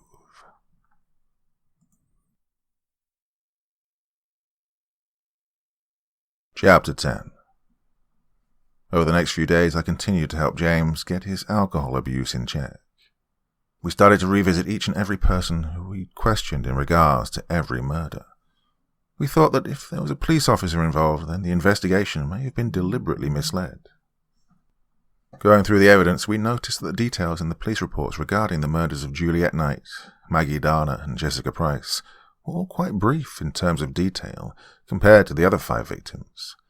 Knight, Darner, and Price were the only victims who were discovered in Missouri. We decided to talk to the detective leading the investigation, a Detective Hansen.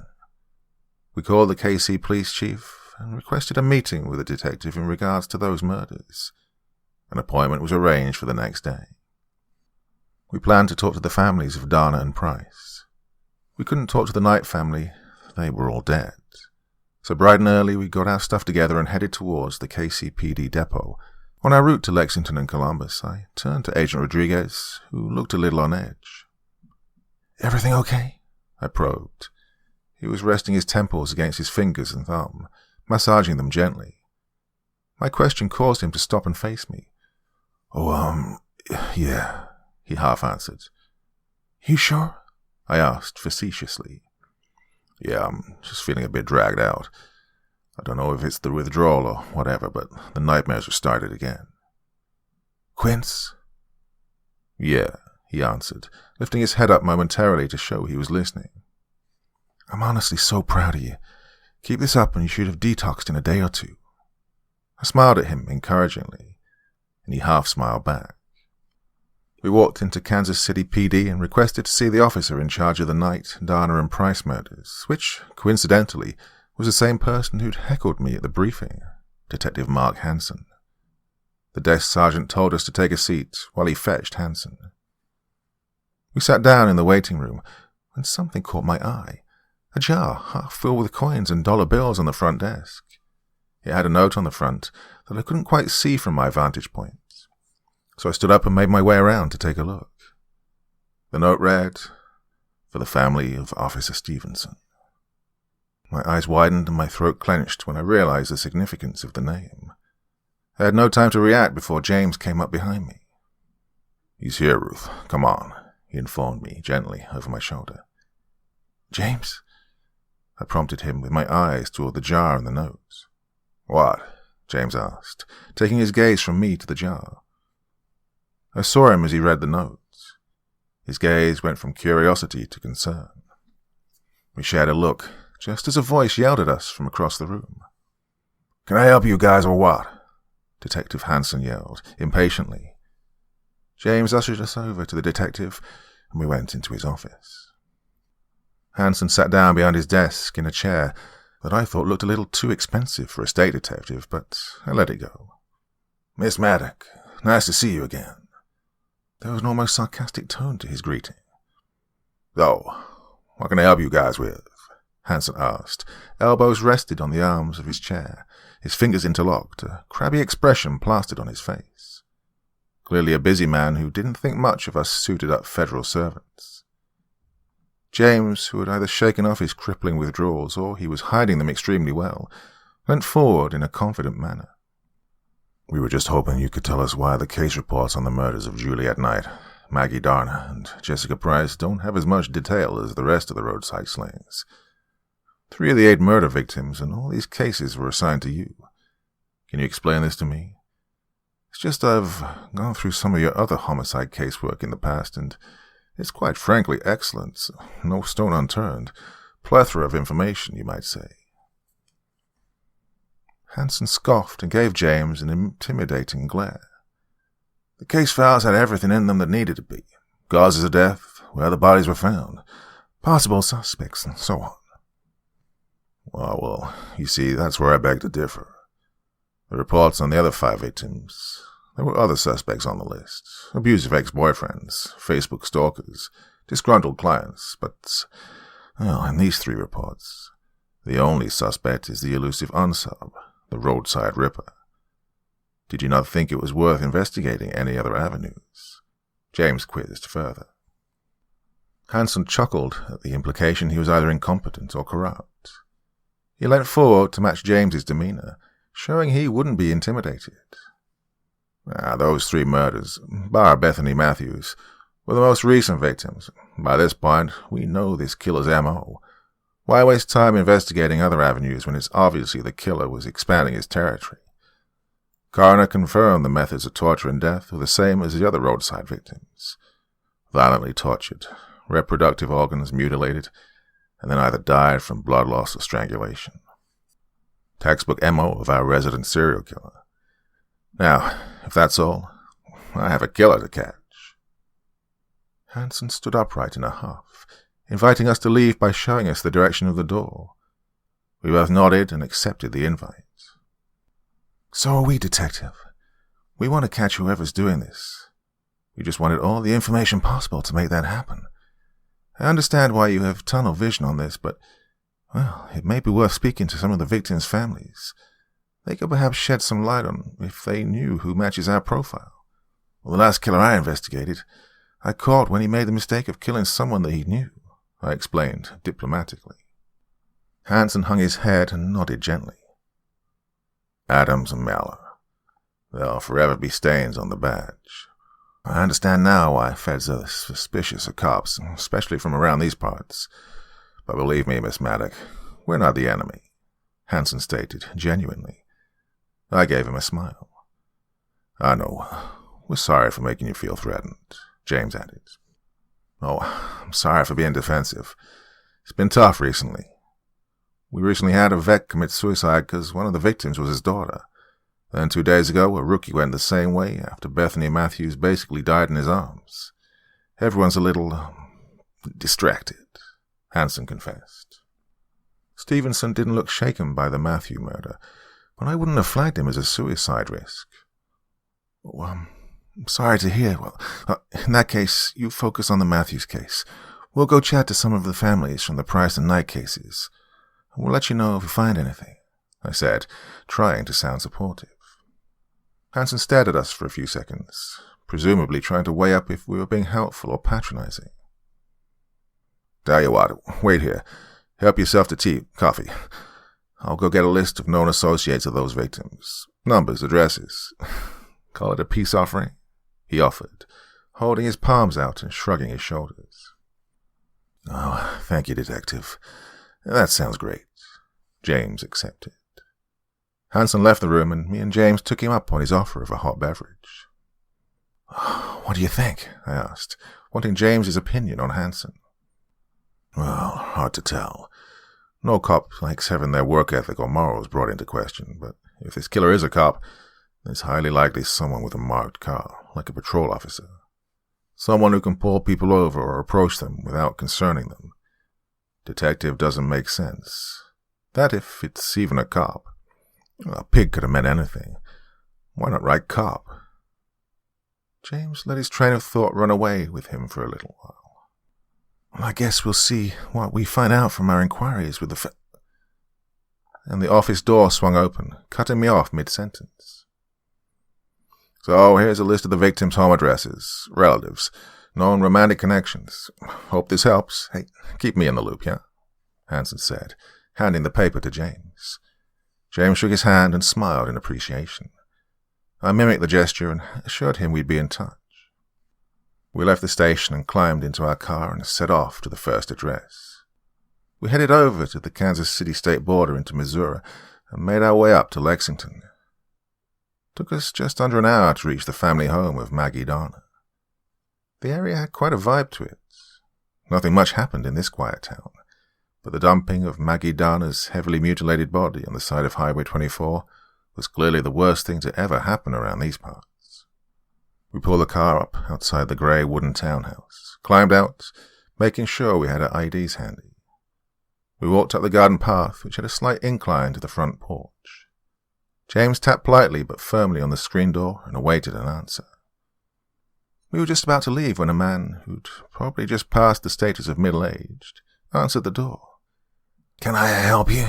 he asked tentatively, clearly weighing up if we were here for him. "Oh, I'm sorry to disturb you, Mr. Darner. My name's Professor Ruth Maddock, and this is Special Agent Rodriguez. We're just here following up some inquiries into your, The man scowled and held his hand up, cutting me off mid-sentence.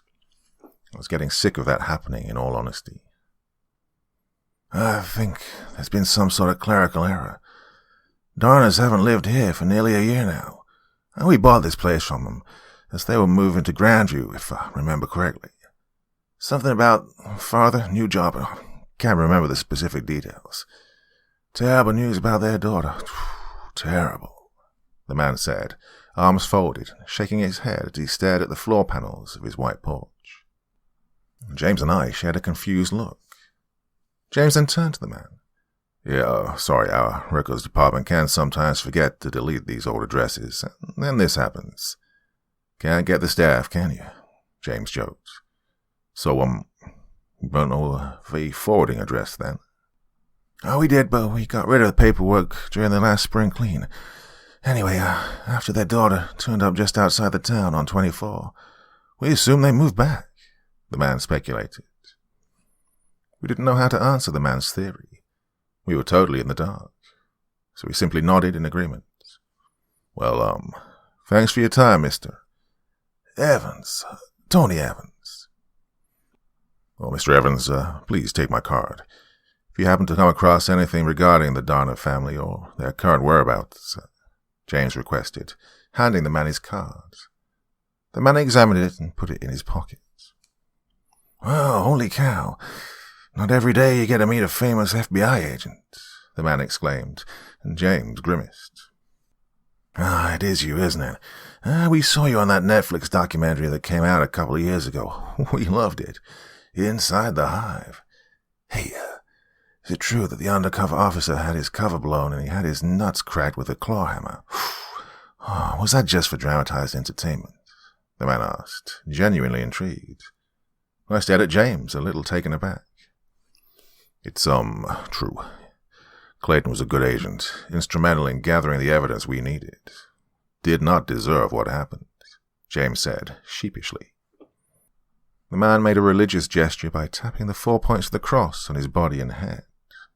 Definitely not. Oh, don't forget the kid who saw that murder and had to go into protection. Hey, is it true you and your partner were moving him across the country until the trial? Because these guys sent someone after him to shut him up. The man fired another question, like an excited fan. Yeah, that's right, James answered bluntly. Why not just put him in a safe house under FBI protection? Why keep moving him? That's what me and my wife wanted to know. A little unorthodox, no? The man probed. Well, the question made James uncomfortable. I could sense it, and I butted in. Oh, sorry, Mr. Evans. We have other places to be. Thanks for your time, I said politely. James nodded. It's actually quite common practice these days. Worked, didn't it? We got him to trial.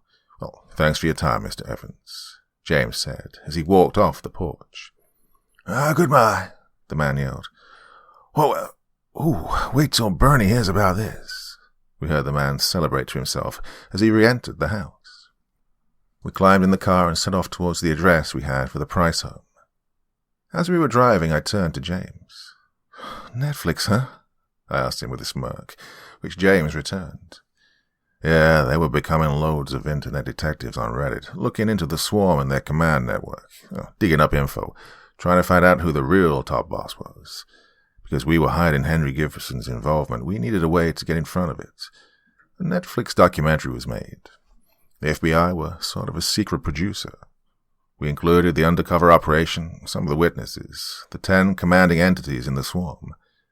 Did you know that online theories into the Stephen Ivory murder case actually reduced by 73% after Making a Murderer was released? People see a comprehensive 10-part series on a case, and they think they've been given the truth. And that's the effect we wanted, James informed me.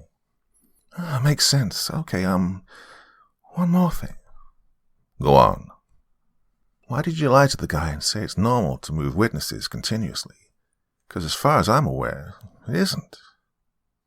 I was genuinely intrigued, and it obviously wasn't in the documentary, even if I did have time to Netflix and chill, as the kids say these days. Our UCA relayed information at the command cell. It's the information that blew his cover, but with it, we had more than enough to convict. It was a laptop with an encrypted dongle and chat room that the top 10 in the swarm used to contact Gibson. He managed to get his hands on it and get it to us. Our IT guys took a week to decipher everything, but once we did, well, we had them. Just before Clayton was made, he relayed info that the swarm had someone in the federal government. This kid had witnessed the murder of an FBI asset, a surveillance operative, and a little girl hostage. Him and his friend went to the local police.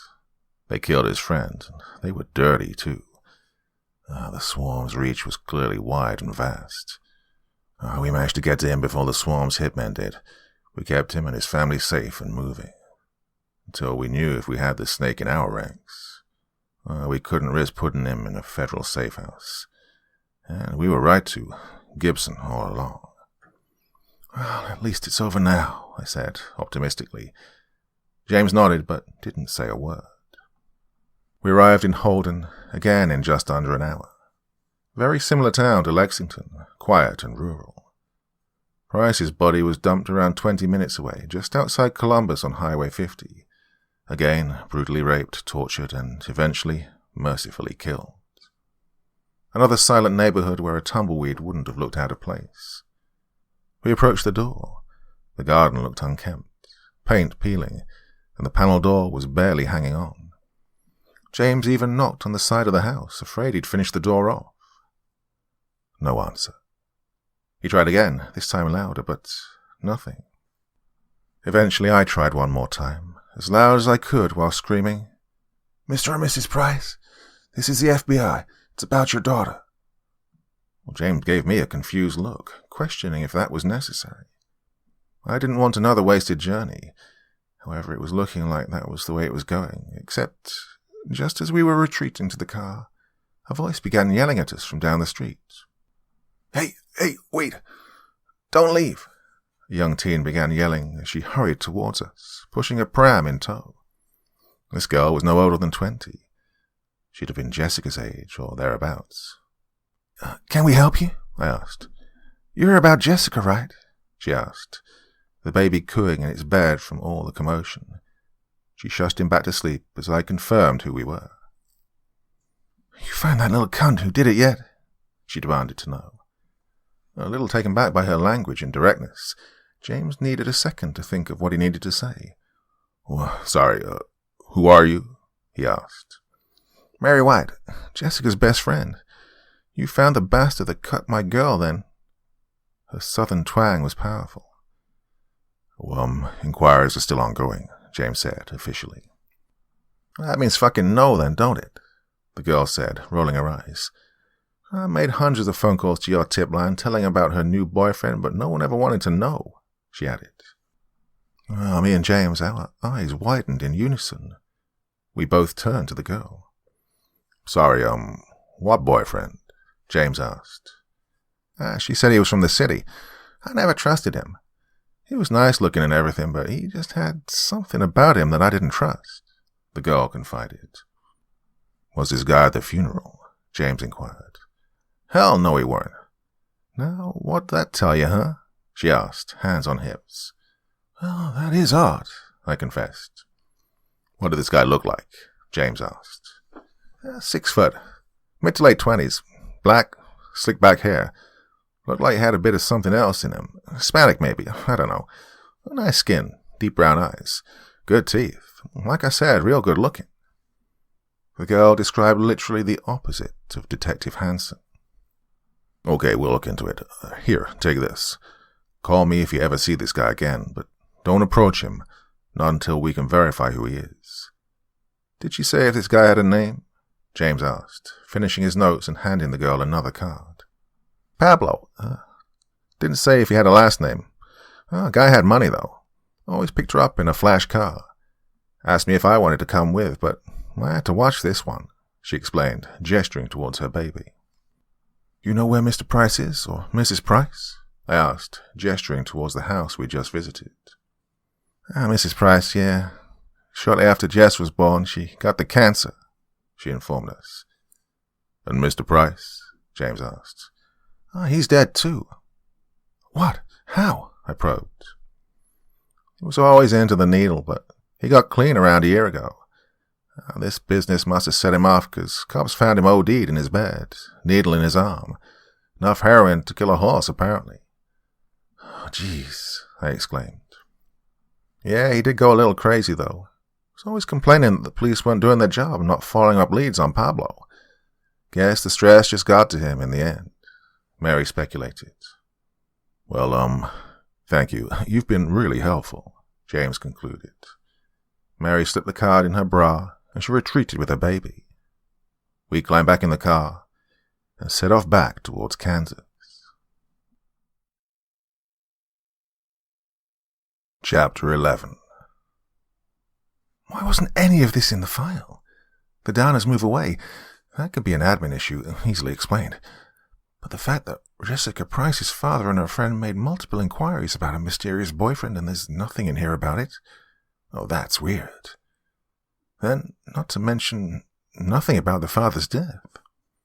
Something doesn't make sense here, I exclaimed, and James murmured in agreement. But, Pablo is young, rich, mixed race, and good-looking. Hanson's middle-aged, stressed, and whiter than rice. I'm starting to think maybe this Pablo could be our guy, and he's benefiting from police tunnel vision, James speculated. I didn't answer, and stared off into the countryside. You don't agree? James quizzed. Just doesn't fit our profile, I stated. I don't know.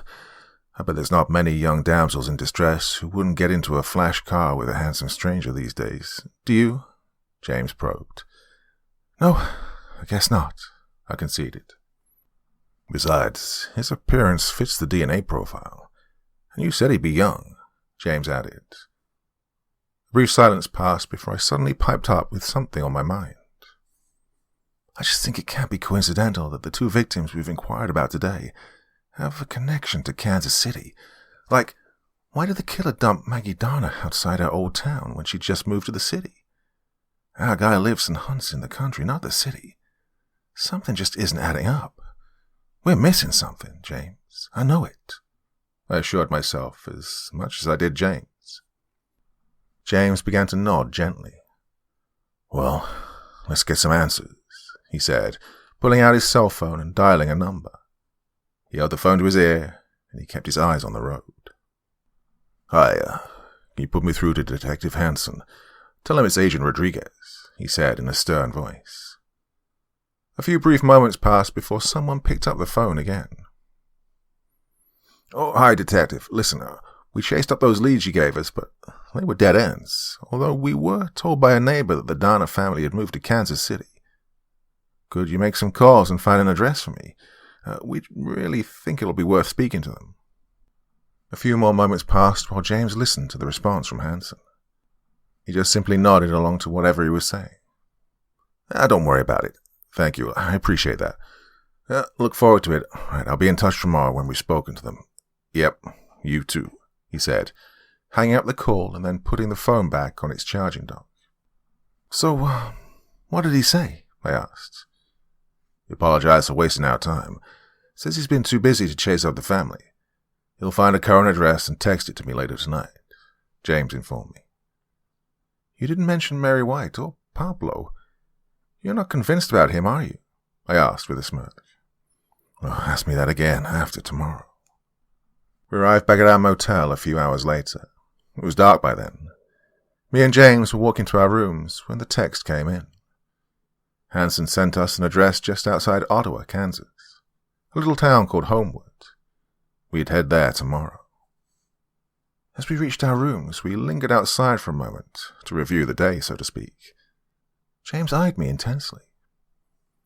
Ruth, do you believe in fate? He asked thoughtfully. I smirked at his sudden toe dip into philosophy. Like a higher power, moving all the pieces around, moving towards a common end?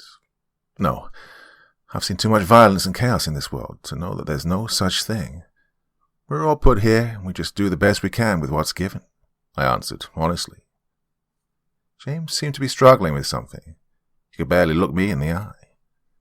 He looked like he had something to say or ask, but was buying time with pointless questions.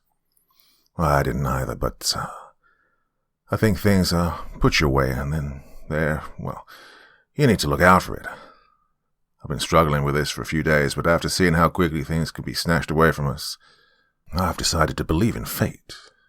James left his words to hang in my ears before he did the unthinkable. He kissed me. My eyes widened. I was shaken. For a split second, I swore I could see Quince over James's shoulder, looking disappointed. I pushed James back. "What are you doing?" I demanded to know. James could barely look at me. "Oh, God, I'm so sorry. I've just thought since the minute I met you that you're one of the most incredible, beautiful people I've ever met. You helped me sober up and became myself again. Well, I just thought..." "Well, you thought wrong. God, you know how much I miss Quincy, and you've tried to take advantage," I snapped. "No, Ruth, that's not true. I just..." James was lost. "We're colleagues, helping to solve a violent string of rapes and murders. Nothing more, nothing less. I think we should call it a night. We have a long day tomorrow," I instructed harshly. I then stormed away and into my room and left James to lick his wounds. When I woke up the next morning, I found myself in a moment of self-exploration as I made myself presentable for the day ahead. Well, I did like James. He was a strong, intelligent, kind, and integral man.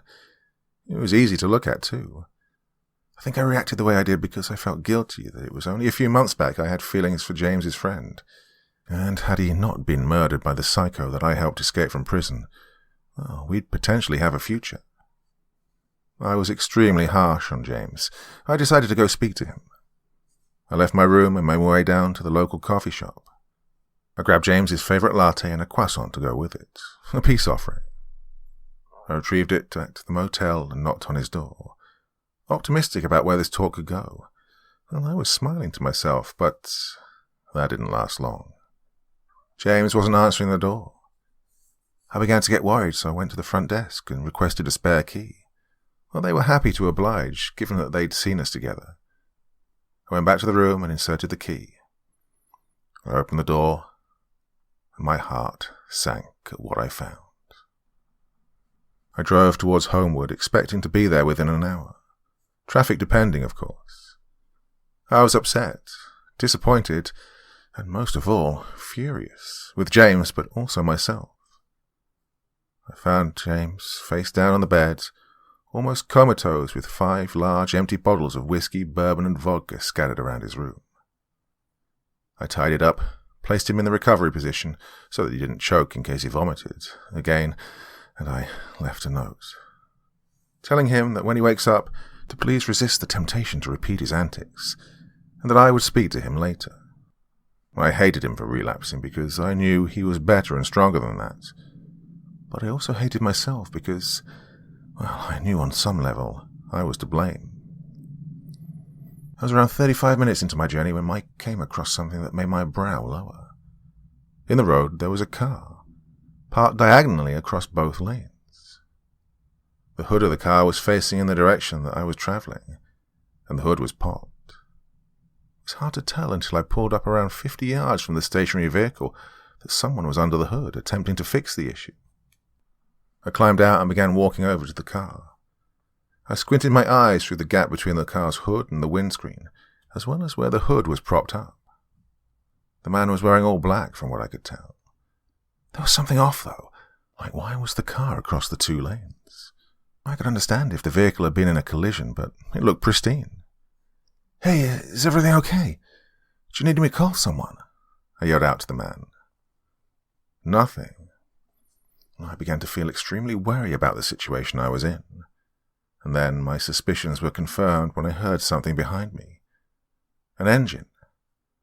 I turned tentatively and saw that a dark transit van with blacked-out windows was flying towards me. It broke sharply around 75 yards from my car and skidded into a stationary state, with the side doors of the van facing me. I was frozen. I watched in terror as the van door slid open, and out jumped 4 large men.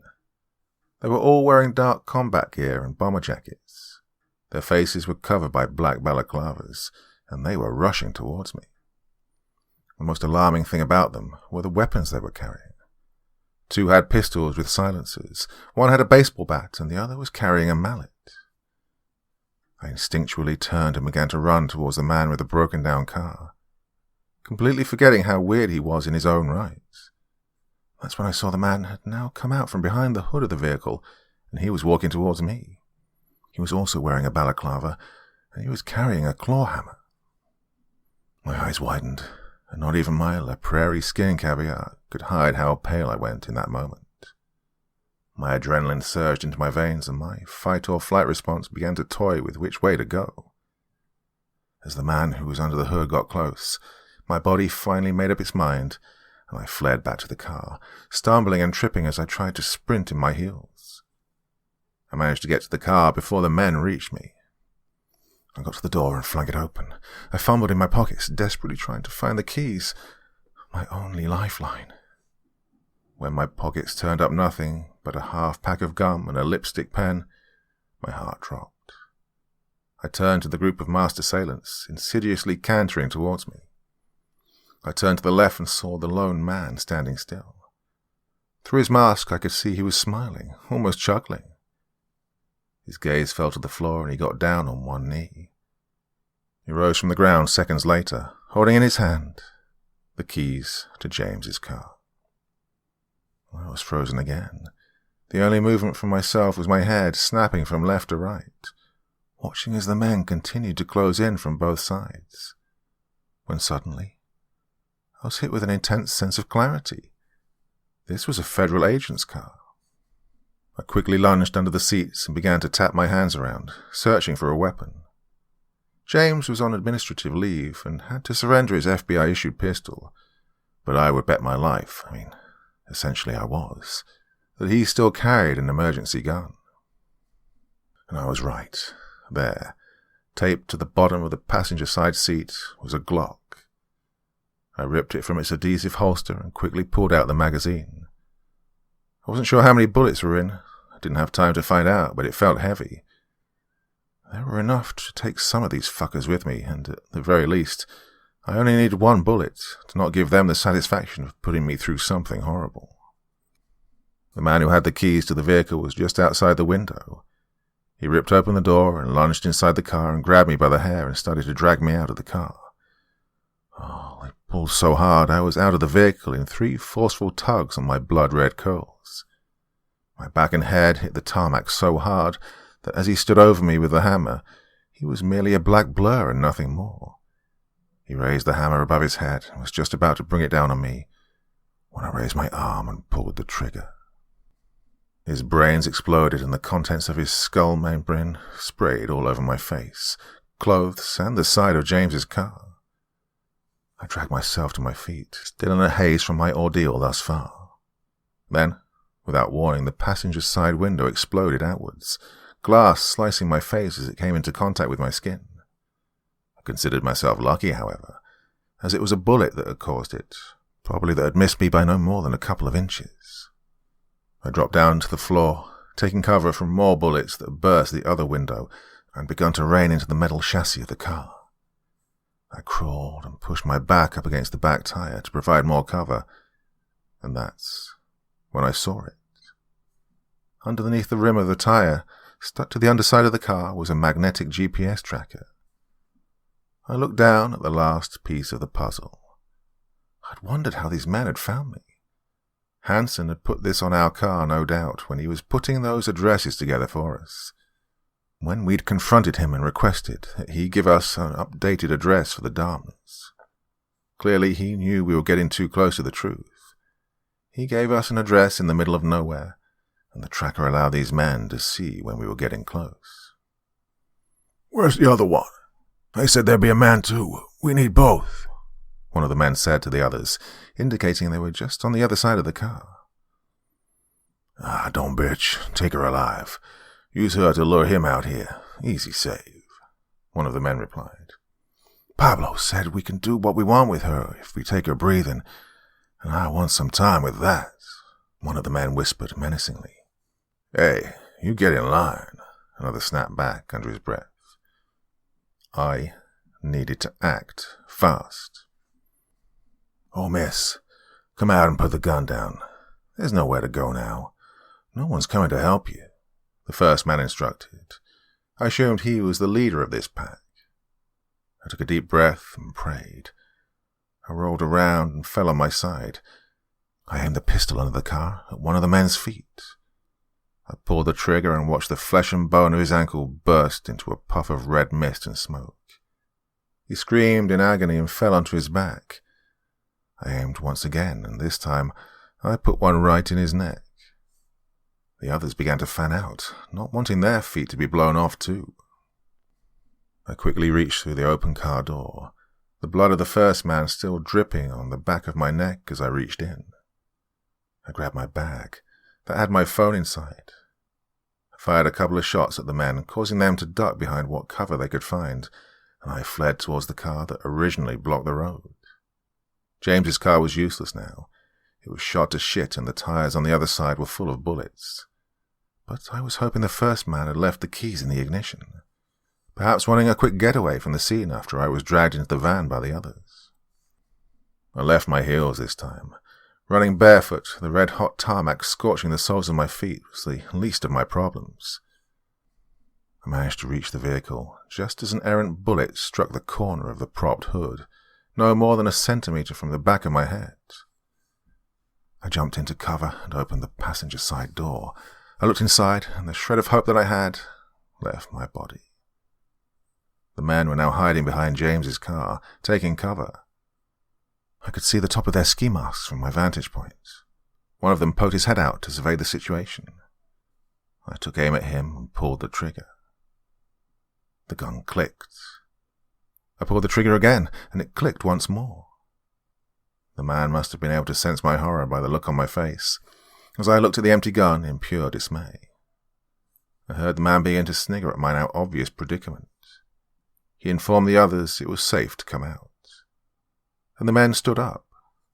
They were all smiling now, and they were heading this way.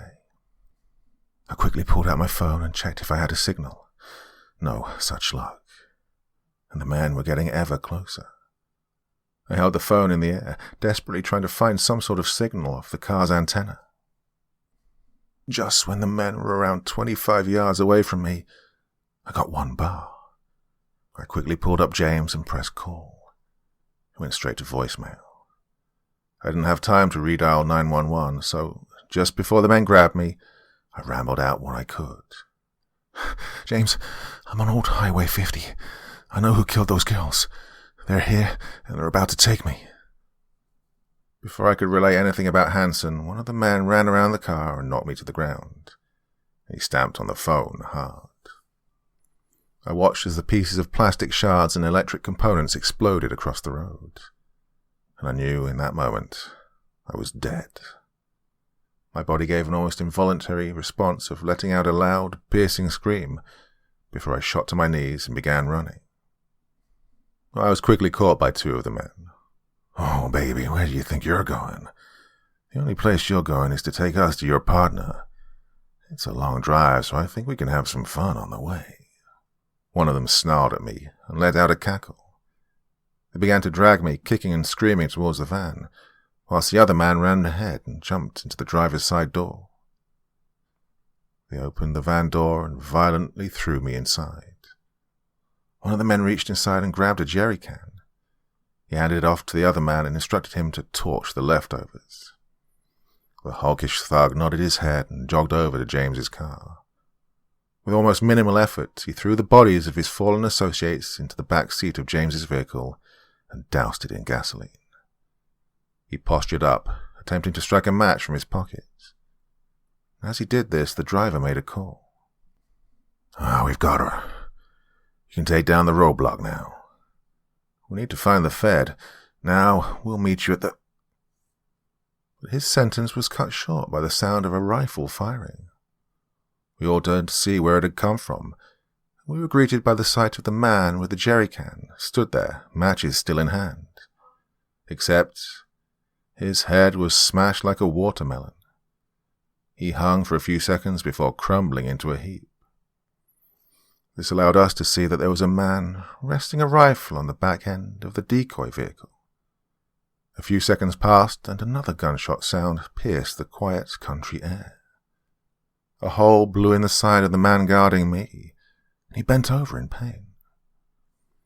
I didn't need another invite. I kicked the man in the back, knocking him to the ground in a prone position. I climbed out of the van and ran to the rifleman, who was frantically waving me over. The driver obviously didn't want to join the Bullet Club. He fired up the engine and tore off back the way it had come from originally. When I reached the man, he quickly ushered me down the road, where we climbed into his red pickup truck and sped so fast out of the area that the tires spun in the dirt, causing a large dust cloud. I stared out of the back window, praying that when the dust settled, I wouldn't see that van chasing us. Instead, though, all I could see was the man who'd been guarding me, stood in the middle of the road, just watching us as we drove away. I stared at him, wide-eyed, as the man simply reached down to his belt, pulled his pistol from his waist, put it to his temple, and pulled the trigger. Chapter 12. "Geez, miss, you done got yourself in a spot of trouble here. What's that all about?" he asked in an eager tone. Well, the man was definitely a real country dweller. His speech was that of someone who didn't interact with people much. I wasn't judging, though. This man had just saved my life. Well, I say man, he couldn't have been any older than 22. I'm, helping the FBI solve those highway murders. You heard of the roadside slayer?" I stuttered, still overdosed on adrenaline. No, ma'am. I don't watch the news all that much," he said, sounding a little embarrassed. But again, I didn't judge. He spent his time on the firing range rather than binging TV shows, and for that I was forever thankful. "Those men are responsible. They have to be," I stuttered to myself. "Yeah, I knew something wrong was up, 'cause I saw the road was closed for fixing, and darn, government never do any work out here. Seemed fishy to me, so decided to check it out. Good job I did, huh?" He sounded proud. I simply nodded, frantically in agreement. I could barely string a sentence together. "I need to call my partner. Do you have a phone?" I managed to ask, desperately trying to calm my nerves. The man shook his head again, and he looked down in shame. "No, ma'am, I'm real sorry. I don't have one of those cellular phones." His speech was impaired, seemingly suffering from some sort of learning difficulty. "Well, I don't live far, though. Just on my uncle's farm. They have a phone there. You could call someone. He's out right now. He won't mind, I'm sure of it," he said assuringly. I nodded in return and smiled warmly. "Thank you," I gasped, emotionally, as I began to tear up. He smiled back. "Well, name's Tuck." "Ruth," I replied. He nodded, acknowledging we were now on first-name terms. He turned back to the road, sped up the truck, and made his way to the farm. We arrived at the farm around 15 minutes later. A quiet, desolate structure. I wasn't sure what the boy's uncle farmed, but it didn't look to be very fruitful. Well, as long as it had a phone, I didn't care. The farm was off the grid at the bottom of a 300-yard dirt path that was hidden by overgrown trees and shrubs. If you didn't know it was there, you would never find it. The very physical definition of off the grid. We pulled up outside the barn and the boy jumped out. He opened up the barn door before getting back in the truck and driving it inside. He instructed me to jump out and exit the barn, which he closed behind him. "Well, I got to take care of a couple of things, but you're welcome to head on in and use the telephone," he offered. I nodded my head once again. "Thank you, I will. Where is it?" I asked, more fluently this time. My nerves were almost settled now. "Oh, yeah, it's just down the hall, opposite the third door on the left. Once you go in the front door, you'll see it," he informed me. I smiled once again and thanked him for everything he'd done for me today.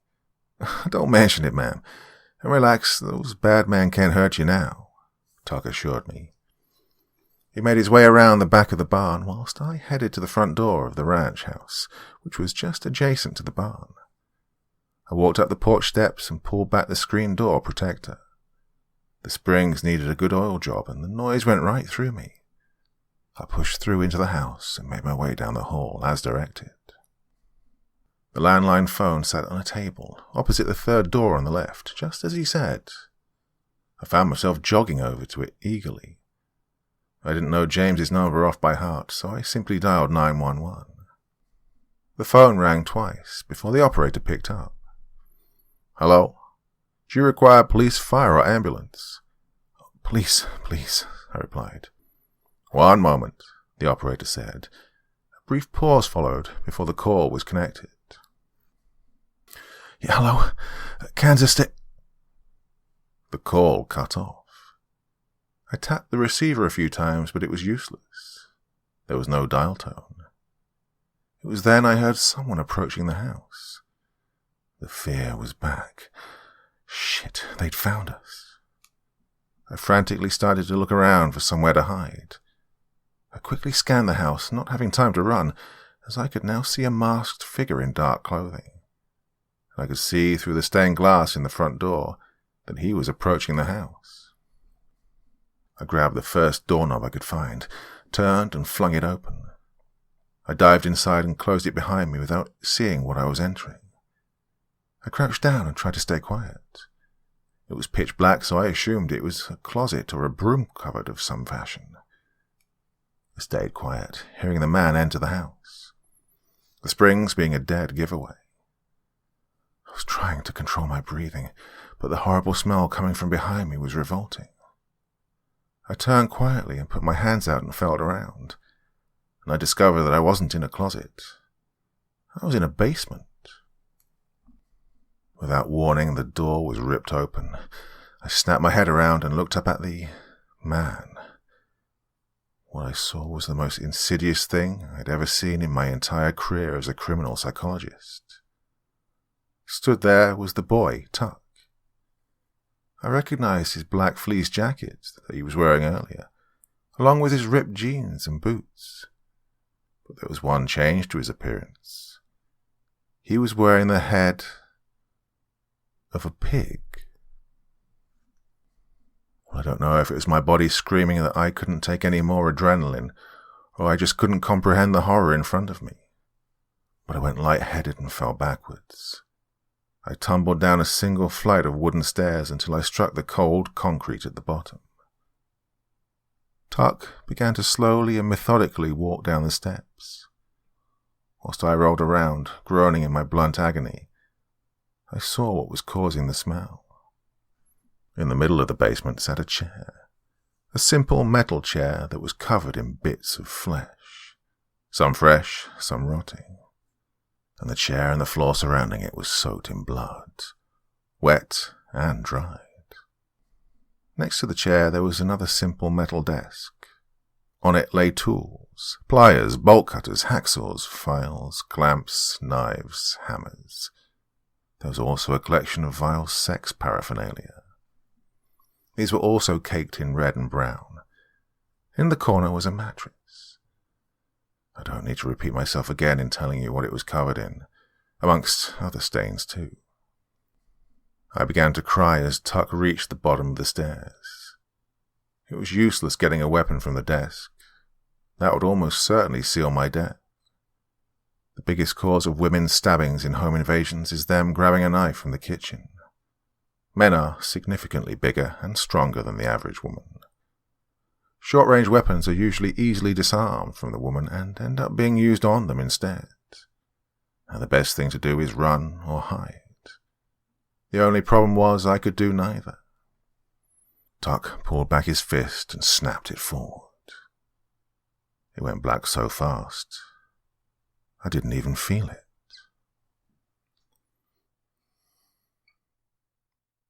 Chapter 13. I awoke some time later. It only took me a few seconds to realize the consummate danger I was in. I was nude, and I was duct-taped to the chair. I could feel the pieces of flesh from the poor women who'd sat in the chair previously, pressing into my back, my thighs and glutes. My wrists and ankles fastening in place, with my mouth heavily wrapped too. Tuck was standing in front of me. The pig mask was on the desk, next to the tools. He was bending his knees, coming to eye level with me. He still had bits of blood and flesh on his forehead and cheeks from where he'd had the pig's head on. Up until this point, I assumed it was a very good mask. Turns out, it was an actual pig's head that he'd hollowed out. I winced at how utterly fucked up that was. I looked into his dead brown eyes. I'd noticed he had black hair earlier, but I was too focused on the ambush. I didn't even register his eyes. If I had, I don't think it would have clicked at the time. His eyes dropped from my face to my breasts, and he kept going. He began to groan to himself. "Oh, my, Miss American Pie. To think I was just heading to dump the last bitch when I came across you and your pals." His voice was more fluent, still country, but the earlier voice had been an act. He could sense I'd picked up on it. Takes a lot for people, especially women, to trust strangers these days. On any normal day, a woman like you wouldn't dream of getting into a truck with a guy like me. Not with all the evil in the world these days. But when I saw those men trying to get you in that van, there was no way I was letting them have all the fun. I mean, whoo-wee, look at you. But after those guys jumped you, and I saved your fine ass, I figured you'd be wary of anyone, so I acted like an idiot. I guess you'd think a dumbwit like me couldn't possibly be another one of them trying to fool you. And it worked. Here we are, he exclaimed gleefully. "So, what are you going to do to me?" I asked. My eyes flicked towards the desk. I couldn't help it. So did Tux, and he grinned sinisterly. "Whatever the fuck I want, you filthy bitch," he growled. He walked over to the desk and picked up a knife and skipped back over to me. Let's start nice and gentle. Bit of foreplay, huh?" His eyes were wide and his pupils pinned. This is what evil looked like. I was staring at pure depravity. He placed the blade on my chest and dragged it slowly down towards my stomach. The blade sliced into the top few layers of my flesh, and I let out a shriek of pain. Tuck began to giggle as he became erect. He started to rub himself, psyching himself up. "Oh, let's just get to the fun stuff," he declared impatiently. He walked over to the desk as fresh, warm blood began to run down my torso from the 10-inch slit in my upper chest. Tuck picked up a large metal file and walked over to me slowly. "No prizes for guessing where I'm going to shove this," he said. His eyes never relaxed. He never blinked. He was just wild inside and calm on the out. I closed my eyes, bracing myself for the blinding agony to come. He grabbed my shoulder with his left hand and reached back with the file in his right, aiming the point at its intended target. I tried to zone out. Wasn't sure how to do that, but it was all I could do to try. Suddenly I heard a sound that I recognized, and a sound that Tuck did too. Springs. Rusty, unoiled, noisy springs. Followed by the sound of steady footsteps as the floorboards above us creaked. "What the fuck?" Tuck snapped. There were clearly multiple people upstairs trying to make as little noise as possible. "The men from the highway. They must have followed us here. You killed one of their men." My heart was pounding so hard in my ears I could barely hear the words I'd just spoke. Tuck began to lick the inside of his mouth, now retreating to the desk and switching the file for the largest knife on there. A machete from what I could tell. "I killed one of them. I'll kill these fuckers too. Ain't nobody gonna take this from me," he said, and scuttled across the room to a small flight of stairs that led up to a hatch that presumably opened to the side of the house on the outside. He never took his eyes off the small puffs of dust falling from the ceiling as the footsteps approached the door in the hallway. "Gonna get the drop on the city boys. Then I'll be fucking back to pick up where we left off," he said coldly. I sat there, not knowing who I wanted to win. Neither fate would be pleasant. With any luck, they'd all kill each other, and I'd die of dehydration. Much better. Tuck quietly opened up the hatch door and he sneaked out. I heard his boots on the dry sandy dirt as he jogged around the side of the ranch. I also heard the man upstairs trying the doorknob, and I began to whimper. Closing my eyes tight, I desperately tried to leave my own body. "Stop right there. Kansas State Police. Put your weapon down or we'll be forced to shoot you," an authoritative voice yelled. I looked up, hopefully, when suddenly light flooded the inside stairwell. 3 KSPD officers stormed down the stairs, weapons drawn. "Holy shit, she's down here. Get a medic," one of them yelled. I looked at the men and just cried. I didn't know what else to do. Then, storming down the stairs, past the officers, was James. He looked at me, his face one of pure distress. "Oh my, Ruth," he yelled. He ran back up the stairs as quickly as possible, screaming for the medic to hurry up and to bring a blanket. He had enough respect for me to clear out the male officers and allow the female paramedics to attend to me. As he was leaving the cellar, he said, "You're safe now, Ruth. I'll be outside waiting for you." I didn't answer him. I just continued to sob. Around an hour later, the medic brought me out. She cleaned my wound, which was completely superficial by all accounts. But she demanded I go to hospital to check for any infections, test for HIV and hepatitis, and, most importantly, monitor my head injury. I'd had a rough day, and she didn't get any arguments from me. James was by the ambulance, pacing on hot coals, waiting for me to appear. When I did, his face lit up. He was elated by the sight of me walking and also the fact I was smiling at him. "Your friend is fine to ride in the ambulance," she said with a cheeky smile. We had a deep conversation about James and my feelings towards him, while she stitched me up, mainly to take my mind off the pain. James thanked her, and he helped me inside.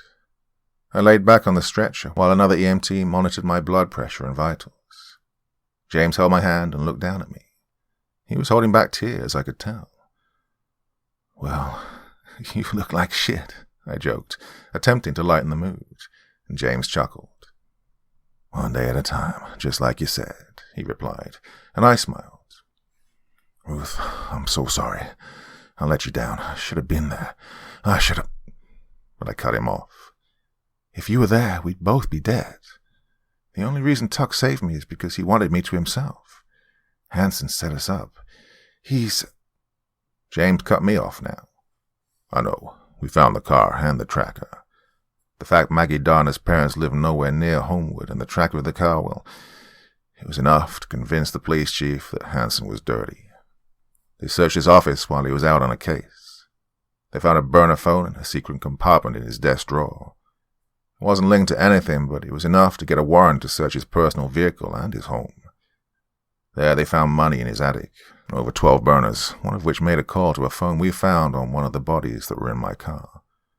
We also found the GPS tracker on one of those men, too. He's in custody now at the station. So is Tuck. Real name, Thomas Danmore," James informed me. "So what's the relation between Tuck and Hansen, then?" I asked, confused.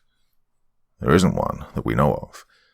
My guess is Hansen's in bed with some bad people and he fixed it so their crimes look like another roadside slaying. I guess we'll know more when KCPD speak with them," he presumed. "No, we should talk to them. I want to be there. Look both them bastards in the eye," I said defiantly, my blood pressure spiking. The EMT asked me to calm down. I complied. "I'll see what I can do, but you have to promise me you'll stay in hospital until the docs say you're fine to leave." "Deal."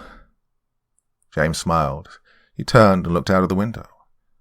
"James, one more thing." He looked down at me. "Yeah." I grabbed his collar and pulled his face towards mine. We shared a kiss. I felt the warmth of his lips on mine, the rough of his stubble against my contrasting soft skin, the chemistry bubbling over in our mouths.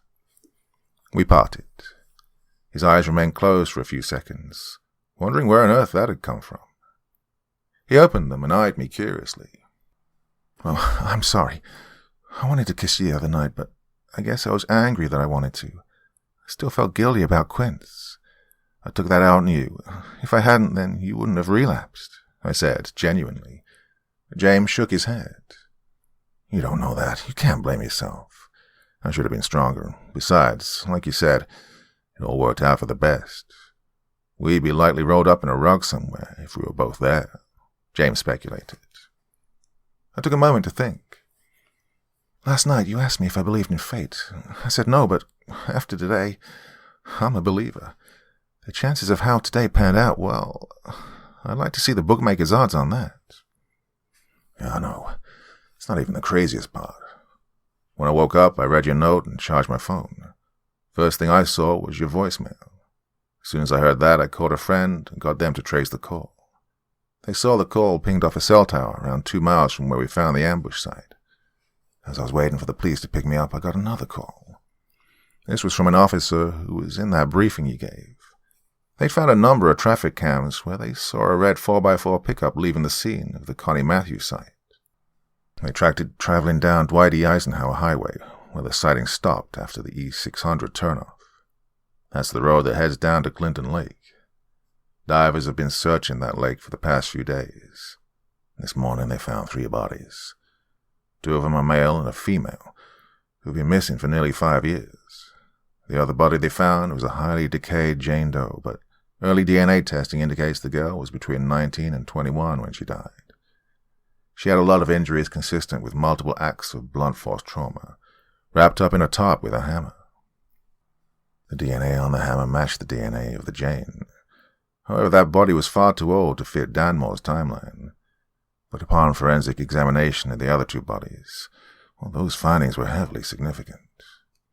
They were Haley Stanheld, along with her partner, Matt Bostock. James paused. Holy shit. The 2 who were going to Alaska, right? Correct. Haley and Matt had been killed with a rifle, much like the one you said Danmore killed those men with. Both were in the trunk of their Honda Accord at the bottom of the lake. He went to great lengths to keep them hidden, James informed me. And how old is Danmore? I queried. He's 18. You were right. Too young to have developed a record, James revealed with a smirk. But that would mean he was between 13 and 14 when he committed a double murder, I surmised with a disturbed and confused tone to my voice. James simply shrugged. Yeah, it's fucked up, but not implausible. He knew her, after all. He knew her car. Obviously, they were closely acquainted in some respects.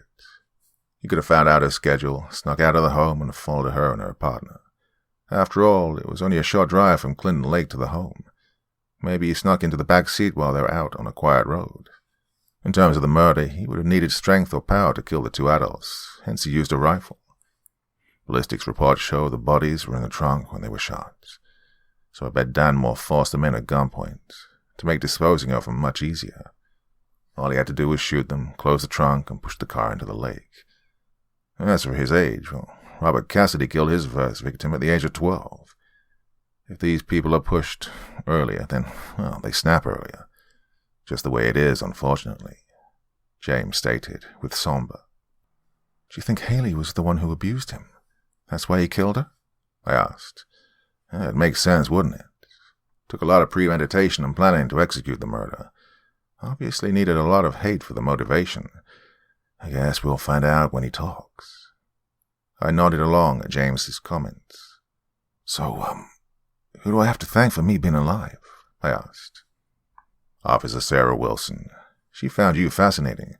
Took notes of all your briefing. Especially where you said the unsub would have been adopted or abandoned, with a history of abuse. She said she started to look into Lawrence Home for Boys. She was practically threatened by Detective Hansen to stop wasting time and resources looking into dead ends. Then, upon the discovery of the bodies in Clinton Lake, she said Hansen took over the case almost immediately and forced her out. She knew something was up, so she kept digging. She found out that Haley worked, before her disappearance, at the Lawrence Home for Boys. During her inquiries into the establishment, she was told off the record by a couple of staff members that it had had numerous reports of sexual exploitation, but there'd never been any official investigation launched. Anyway, they checked the list of boys for someone matching our unsub's DNA profile description, and wouldn't you know, Thomas Danmore popped up on one of the matches. She checked the vehicle registration of the 4x4 from the CCTV on the Connie Matthews murder, found it was listed under a Fred Mitchell. Well, she dug deeper and found some records that showed that Mr. Mitchell had passed away around a year ago of a stroke. More digging revealed that Fred Mitchell had a sister, Jane Danmore, and here was when it clicked. Danmore was granted early release from the home at 16, as he was no longer considered homeless or dependent on the state. Because in that will, he was left the 4x4 pickup truck and the deed to his uncle's pig farm. Pig, I whispered out loud, remembering the word Bethany Matthews drew in the dirt. That's right, she wasn't accusing the police. She was either talking about what that sick fuck wore on his face, or she was trying to ride pig farm but passed out before she could finish. James speculated. He continued. Then, when we cross-referenced the only known pig farm in that area, no more than a 60 to 90-minute drive to Kansas City, Manhattan, Topeka, Lawrence, Clinton Lake, well, it all made sense. When we were traveling down Highway 50, we arrived at the ambush site. Looking at the scene, finding the tracker and the bodies, we assumed you'd been taken, and we were too late. Then we got a report of a 911 call from a woman, calling from a number linked to a farm just outside Ponoma, owned by Thomas Danmore. That's when we knew you were there. James turned his palms up as if to say, so there you have it. I don't believe it. Fate. I chuckled at how all the pieces suddenly fell into place. James chuckled too. Well, can't fight fate. Our eyes met again and we shared another kiss as the ambulance made its way to the hospital.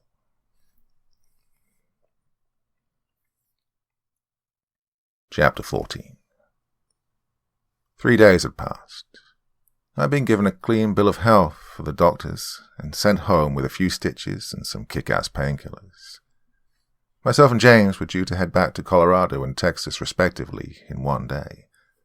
James had kept his promise to me, calling his friends in high places in the federal government to suggest it would be more appropriate for a third party to interview Hansen, given there's no way of knowing who else in the Kansas City PD may be dirty. In terms of Thomas Tuck Danmore, it would be highly beneficial for two highly trained criminal profilers with experience interviewing dangerous psychopaths to have first crack at him, and we were due to interview both men today. We arrived at the Kansas City Police Headquarters roughly just after 12:30 p.m. We walked through the entrance, pushing through the revolving door, and made our way into reception. It was here we were met with a thunderous applause. Desk workers, patrol cops, detectives, and the chiefs, all of them were clapping with gratitude for my bravery in the face of death and my insights that had helped in catching one of the most dangerous men to ever roam the Kansas state highways. I couldn't help notice a few, however, weren't clapping. They were either holding a cup of coffee or folding their arms, but they all had the same hateful scowl in common. I imagine these were the people who were in denial about Hansen's involvement with organized crime. I resented their stares, but I respected their loyalty. On behalf of the people and the law enforcement of the state of Kansas, we once again thank you for your assistance in bringing another vile offender into custody. Not only did you give us the insights to crack the case, but you showed the strength in the face of evil that makes every man in this room green with envy. Miss Ruth Maddock, everyone. The police chief then invited his colleagues to once again put their hands together in another show of gratitude towards me and James. Again, the majority complied, but the others sulked off into the background to get on with their day. No, I was just doing my job. It should be me thanking all of you guys. If you guys hadn't have done the work you did over the past few days, then Lord knows what would have happened to me. So honestly, thank you all. My heartfulness must have been apparent. Everyone smiled, and some, mostly the women, shed a tear. Right, back to it, guys. Thomas Danmore wasn't the first, and he won't be the last. The police chief watched as his team turned and retreated to their desks and offices. He then turned back to me and James. So, Miss Maddock, which of these pricks do you want to talk to first? The chief offered. I took a moment, but the truth is, I thought of nothing more than looking at that sadist fucker in the eye for days. Tuck, I need to confront him. Need to see him in the chair this time. It'll do me good, I told the chief. I noticed James gave me a concerned look. As I caught him, he quickly addressed the chief. What's Hansen said? Nothing much, but he does intend to plead guilty. Well, if what we have, a trial's a bad idea, his lawyer told him the same, the chief said confidently. He won't do a day in prison, though. Not with what he knows. He's a goddamn gold mine, James suspected, and the police chief scoffed and nodded facetiously. Yeah, he is, except he's refused every deal he's been offered, the chief revealed. Well, James's eyes widened in shock, and so did mine, to be honest. But he's a cop facing prison. Not a good situation to be in. Why wouldn't he bargain for immunity? I asked. The chief looked at the floor in deep thought and cocked his hat. Well, my guess is that the fear of informing on the people whose pocket he's in is much greater than the fear of going to prison, the chief speculated, a disturbing concept that had us all stood in silence. He's due to be taken from our custody to the county jail in a couple of hours, so try to talk some sense into him, eh? The chief requested. We'll see what we can do, Chief, James promised. The chief nodded with gratitude. He then turned and signaled for an officer to come over. Are Hansen and Danmore in the interview rooms? The chief asked. The officer nodded and gestured for us to follow him. We were led down to a lower floor under the police depot. A flight of steps led down to a single hallway. I couldn't help but get flashbacks to my visit with Robert Cassidy at the Hole in Florence. This was nowhere near as intense, however, but the layout was eerily similar. The cells, or cages, as I heard one of the officers call them, were on the left side of the corridor. The interview rooms were on the right. We were led to the end of the hallway, and the guard unlocked the last door. Give me a shout when you're done. I'll be right outside. Leave any weapons, phones, or anything sharp in this box, he told us. We thanked him, placed our phones, guns, and pens into the box provided, and the guard opened the door. Thomas Danmore, a.k.a. Tuck, was sat minding his own business, dipping a tea bag into his cup of hot water. His hands were chained to the desk, his waist shackled to the back of the chair. He looked quite content, in all honesty. I walked in, strutting, you might say. I wanted him to see me how he did when I was in that chair, knowing now there was nothing he could do. But, honestly, it was taking everything inside me not just to cry on the spot. James pulled out a chair for me. Tuck's eyes flicked to him as he did this. I sat down, and his eyes now fixated on me. He grinned, his cold eyes a glimpse into the heartless, sadistic demon that lay beneath him. Well, Ruth, I almost didn't recognize you there for a second with your clothes on. His tone was snide and derogatory. Funny, I didn't recognize you with all those chains on, with no control over me, I snapped back, reminding him who was on top now. His smirk weakened ever so slightly, a small victory for me. How about we skip the formalities? You just tell me what the hell it is you both want. 'Cause it ain't a confession you need. I'm guessing you found all the evidence you needed in my house and truck. James nodded subtly, with a fair enough facial expression. Whilst James and me had been going through the evidence at the motel and chasing down Hansen's false leads over the past few days, another girl had gone missing.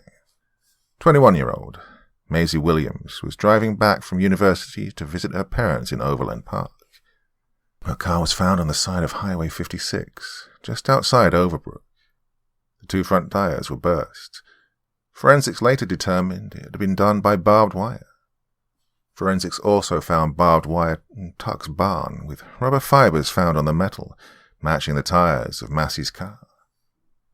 They found her body, well, what was left of it anyway, wrapped up in a tarp in the back of the 4x4.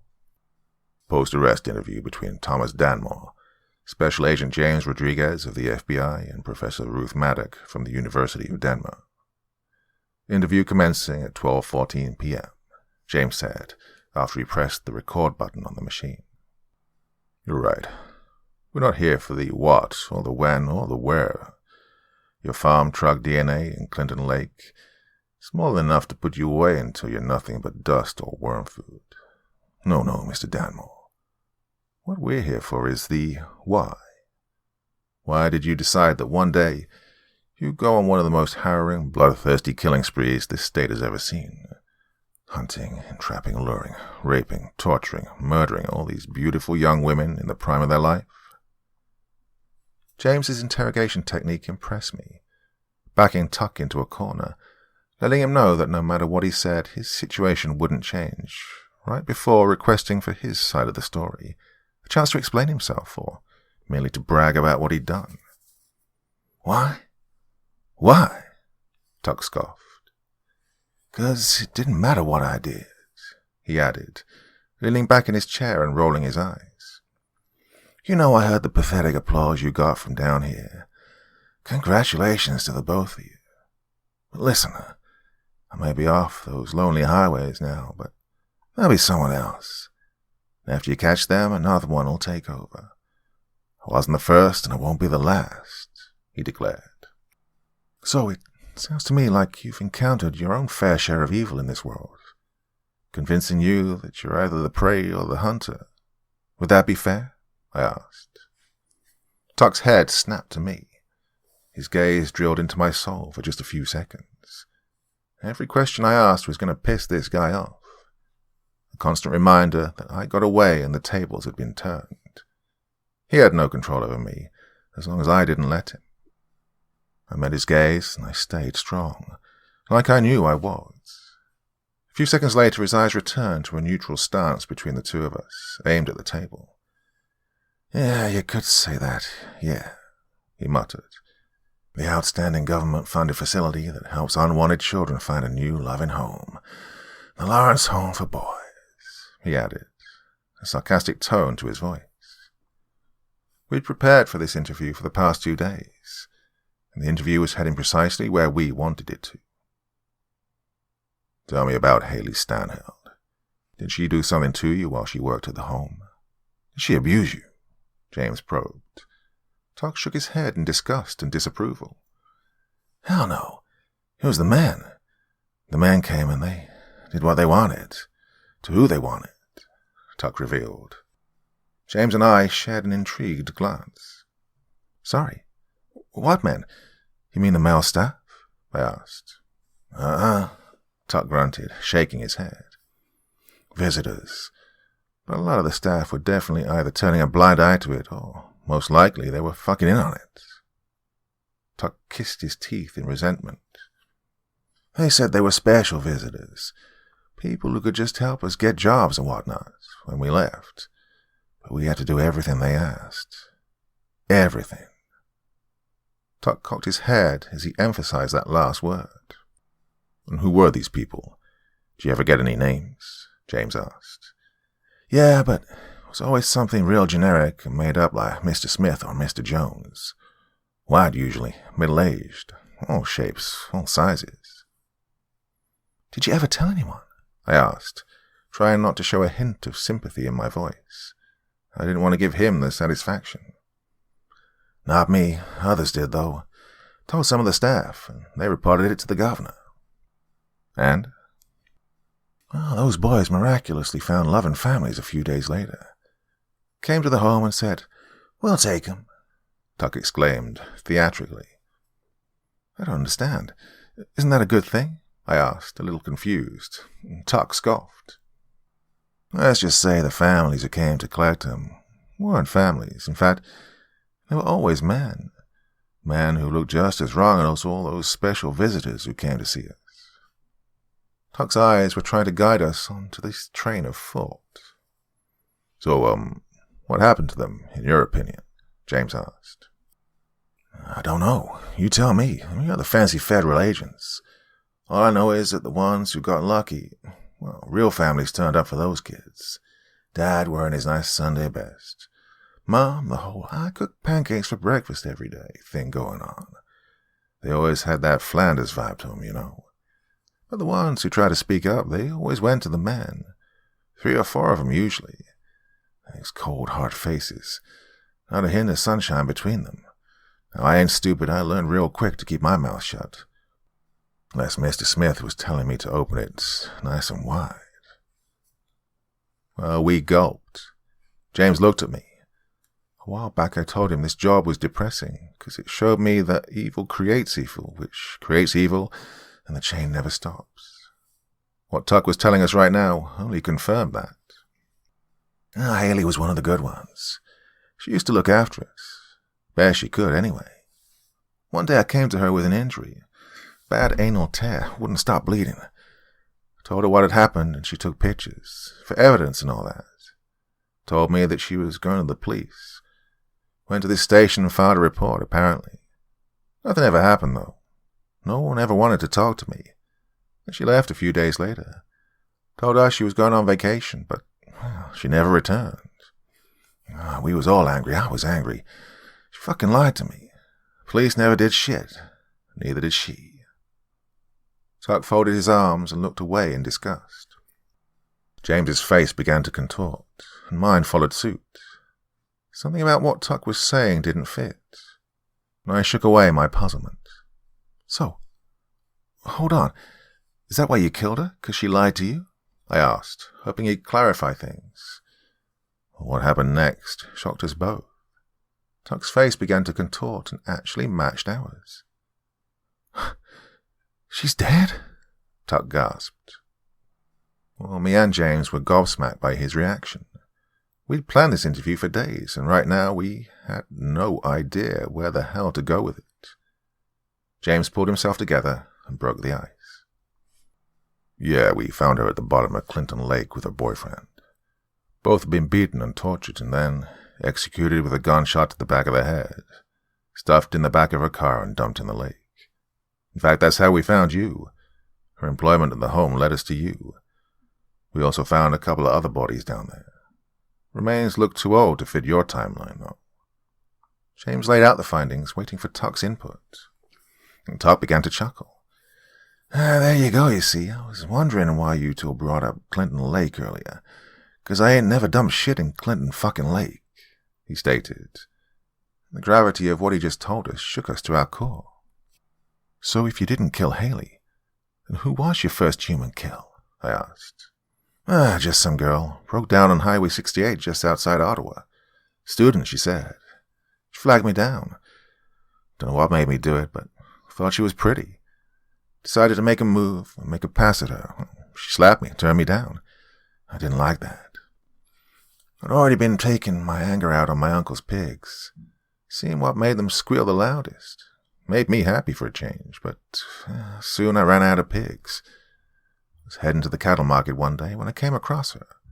Susie was her name. I just decided to find out what the real thing felt like. Went from there, I guess. She's buried under the barn, in case you didn't already know. A girl named Connie was the second. Came across her broken down Jeep on Highway 70 near the gun club. She was a smart girl and a fighter, too. Didn't fall for the whole, I'll give you a ride to the nearest gas station routine. Made me chase her. Had to do her right there in the field.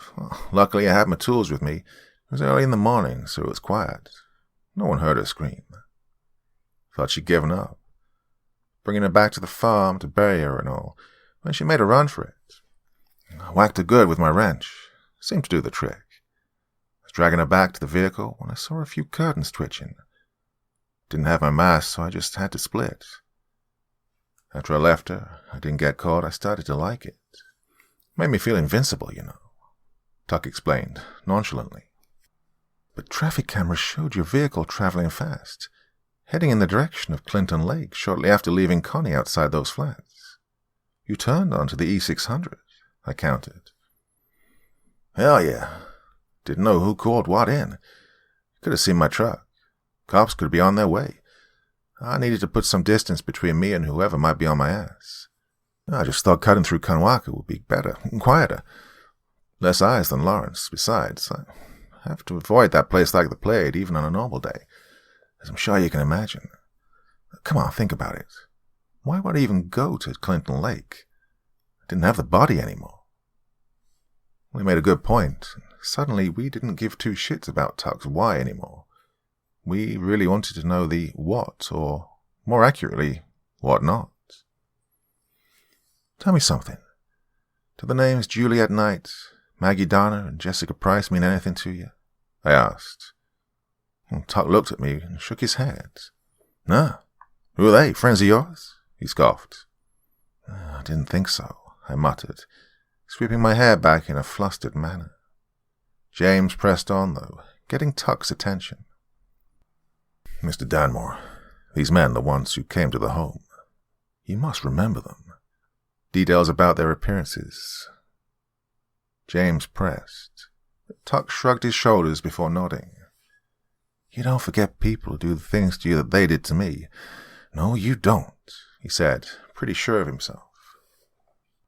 Listen, I'm not going to sit here and spin you some pipe dream by saying you could avoid prison, Mr. Danmore. It's clear you have to be off the streets. There's another case in the works, a series of incidents and deaths linked to a corrupt detective, as well as those men that attacked Miss Maddock on Highway 50. If Haley Stanhill complained to Kansas State Police about a child prostitution ring at Lawrence, and the next thing she turns up dead, well, there's a huge chance you could be a witness for the prosecution in the case of her murder. You could get a pretty decent deal out of this. Maybe even a minimum security hospital. Trial basis, of course. Does that sound like something you go for? There's a guy in the next room who's in just as much shit as you right now, but you could both help us get the people behind this. James sold it well. Tuck seemed to nod along. Okay, Mr. Fad. You talk to my lawyer. I'll give them what I know. I'll think about what I want out of this.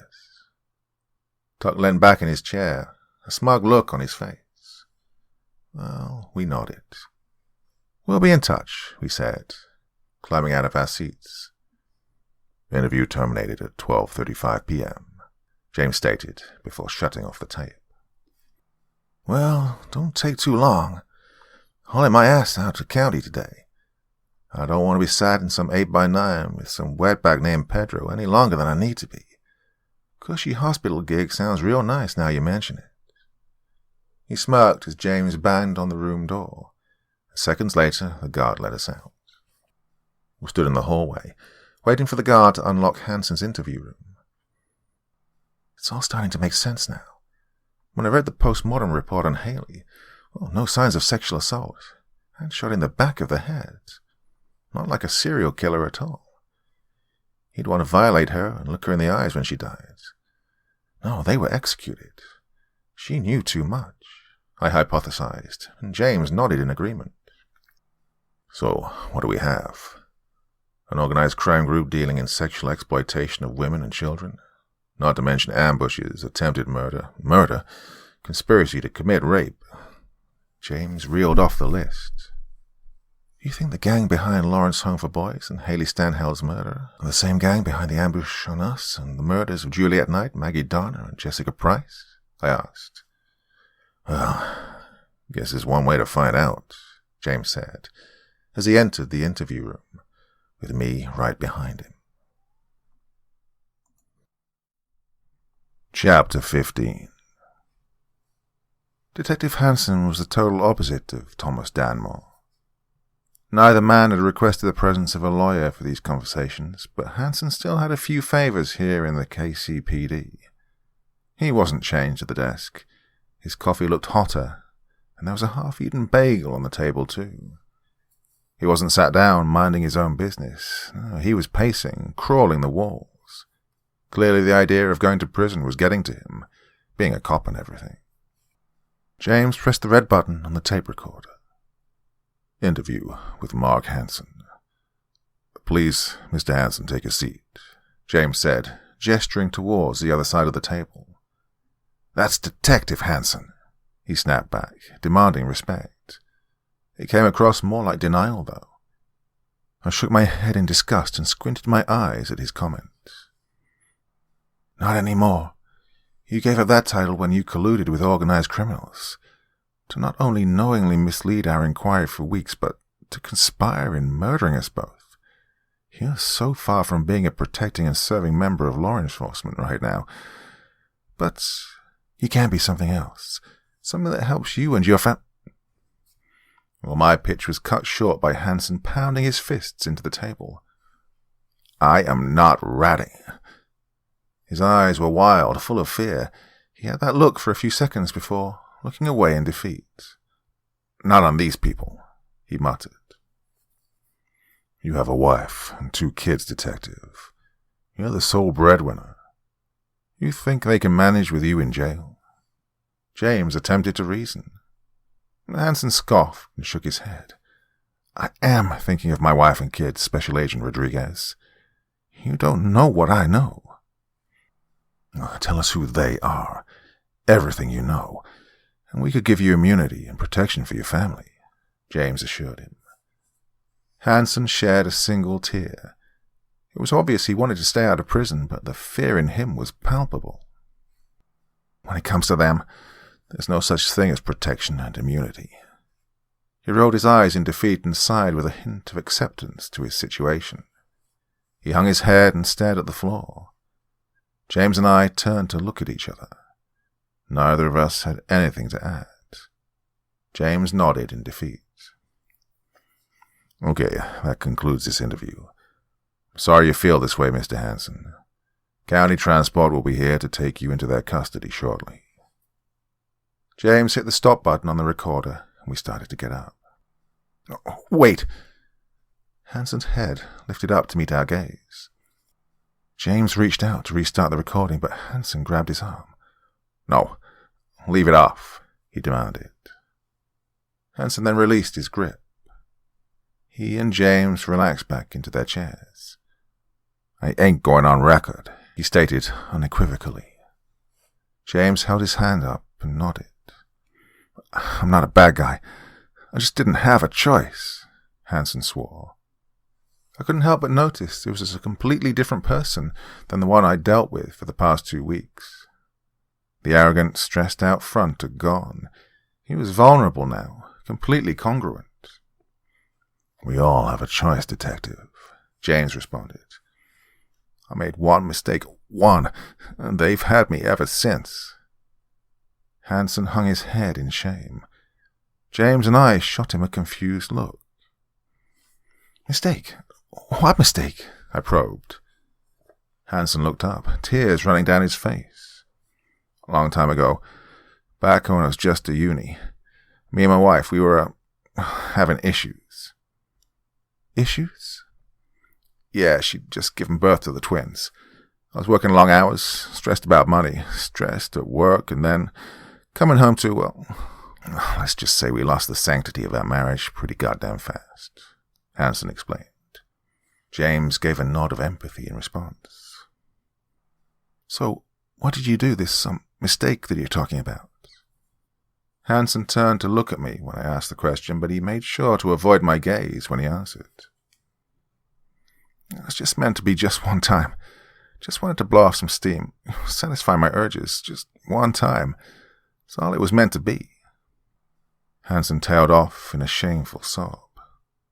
We didn't bother asking what. It was painfully clear. Her name was Cindy. She was beautiful. Wasn't like the other prostitutes I'd met. She was nice.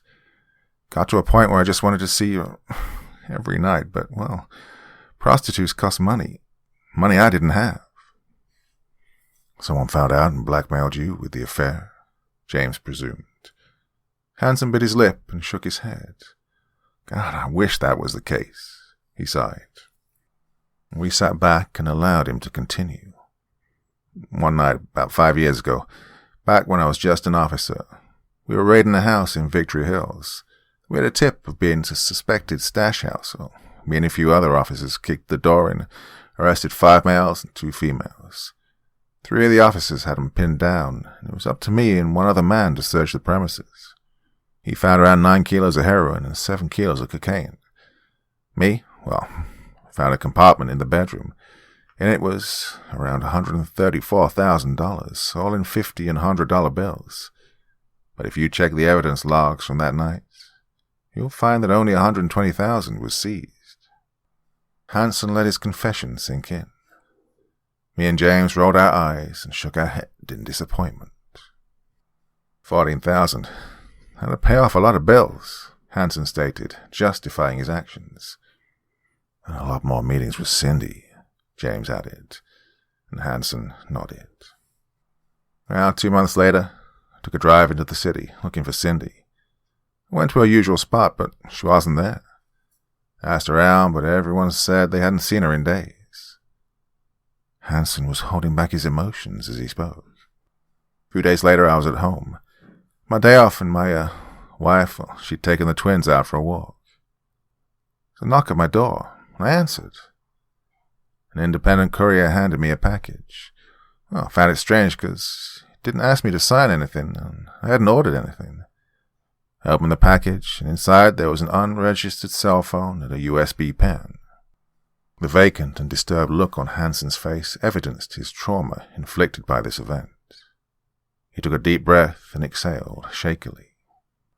I plugged the pen into my laptop. There were 4 files on the stick. All but one were video files. I had no idea what they were, because all the video thumbnails were just black screens. So I double-clicked on the first one. The video began. The screen was black for a few seconds until someone who was covering the camera stepped a few feet forward and then stepped aside. The video showed a room, a warehouse or industrial building or something. I don't know where, but, well, there was a girl, hanging from the ceiling by her wrists, chained up like a piñata. Her mouth was taped, feet too. He swung his head, sucked in his own lips, trying to hold back more tears. It was Cindy. The 4 men stood around her, watching her kicking and screaming. He added. The tears had broken through now. Who are these men? What do they look like? James asked. Don't know. Wore balaclavas and ski masks. He was sobbing now, before continuing. They had bats and hammers, and they all took turns, till she stopped moving. They were brutal. His speech was nothing more than a whimper at this point. I'm sorry, Detective, I said sincerely. I didn't agree with his decisions, but he clearly cared for this girl, even if he was just a customer to her. Our video went on for a little longer, showing the man wrapping her up in a tarp, along with one of the hammers they used. I never knew what they did with her until those bodies turned up at Clinton Lake. So that's who the Jane Doe is, James asked, wide-eyed. Yeah, Hansen answered softly. I gestured for him to carry on. The video ended as they were loading the tarp into the back of a van. I played the next video. This began in a similar fashion, someone covering the lens until they took their finger away. The camera was a POV, and whoever was making the video, it was in my backyard. I watched as they finagled their way into my garage, took a hammer from the toolbox. Well, the video ended there. Went down to my garage, and lo and behold, I was missing a hammer. Hansen was now frustrated rather than upset. Third video again, lens covered, till a man leant back away from the lens. He was wearing a balaclava, and he used a voice distorter. I'll never forget those cold, dark eyes. He was in a room, like a back office sort of place. Nothing identifying anyway. God, I'll remember his words till the day I die. He said, Officer Hansen, I hope you enjoyed our money that you stole from us. Now, as you stole from us, you now owe us. I'm sure you've watched our little movie. Your bi-weekly 60-minute bumps with little Cindy are over now. We've seen to that. In the box, we've provided you with a burner. You'll receive a new one every week on your day off when your wife leaves the house. Burn the old sim as soon as you receive the new one. You see, in our line of work, it pays to have people in blue tipping the scales for our side. If you play ball, not only will your life be very comfortable, but your career will grow as well. And if you don't, well, the police will receive an anonymous tip as to where to find Cindy's body. They'll find her face and body smashed to pieces, the hammer that was used to do it, and, most importantly, your semen inside her. Not to mention the countless witnesses who've seen her get into your car and enter your motel room every Tuesday and Friday night for the past 5 months. Not only that, but you'll have motive, too, trying to hide a dirty affair from your wife. Motive means opportunity, DNA. Well, you're a cop, so I'm sure you know how cut and dry that investigation would be, don't you? And speaking of, I wonder what prison would be like for a cop. Can't be pleasant. And while you're inside, I'll make sure you're treated accordingly. And, on the outside, I'll make sure my boys sneak into your house in the dead of night and treat your wife and baby twins in the very same way. Think it over. The decision is yours, Officer Hanson. The video ended there. The last line was a folder icon. I double-clicked it. It opened the file, which was some sort of bespoke virus software because it just erased my hard drive and everything on the USB. So, I have no proof that I'm being blackmailed now, either. Anyway, got my first phone call 3 days later. Hanson pinched his nose in exhaustion. He'd been carrying this for a long time. "What did they ask you to do?" James asked. Hanson shrugged and shook his head. "Well, nothing much at first. I was only an officer at this point. They give me tips, rival gangs usually. Fronts for money laundering operations, stash houses, brothels, you name it. I think they were expanding their territory. Well, anyway, the man was right about my career. Around a year later, Detective Morrow, KC Homicide, he went missing, left a note saying he was sick of the job, sick of his life. Going to live out his days in Alaska. 4 days after they announced he'd left the station, got a call on my burner. They told me to apply for the detective position. I complied, and, well, a week later, I was the new homicide detective for the Kansas City PD. It's like there was no competition, even though I knew 5 other guys had applied for that position. Some way more qualified than me, too. Well, that's when they started asking for bigger things from me. So, hold on. Things you're saying here, Detective. You're implying that there are others in positions of power and influence in the KCPD. Others like you.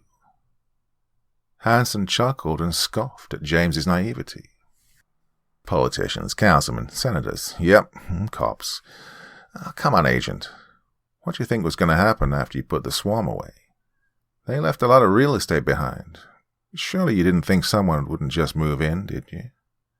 A lot of powerful and dangerous people's wallets started to get a little tight, so... Yeah, Agent, I'm not no rotten apple. It's the fucking tree that's the problem. Hanson stared at us intently. Well, I think that's how they knew I took the money in the first place. So, you know, I can't rat. My family will be dead within the hour. He hung his head then in reluctant acceptance. I have a question, I stated. Hanson gestured for me to go ahead. What do you know about the Lawrence Home for Boys? You were awful defensive about it back at my briefing. In fact, you made a point of directing me away from it as a line of inquiry. Not only that, but you also put considerable pressure on Officer Wilson to drop her investigation into the home. What's going on there, Detective? My eyes widened, my tone gentle.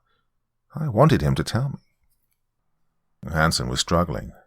He clearly felt disgusted by even being associated with this. Do you know how much money a large organization makes from drugs in a year? Around $1.2 billion, give or take. Do you know how much they make from guns? About $45 million. But the real niche, the one nobody wants to admit, is that the real money is in kids. The people who want to indulge in their sick and twisted fetishes, with no chance they'll tell anyone. Well, those people will pay a fucking shitload of money to do so. And the people who I work for, they'll protect it at all costs. I was honestly just trying to protect Sarah.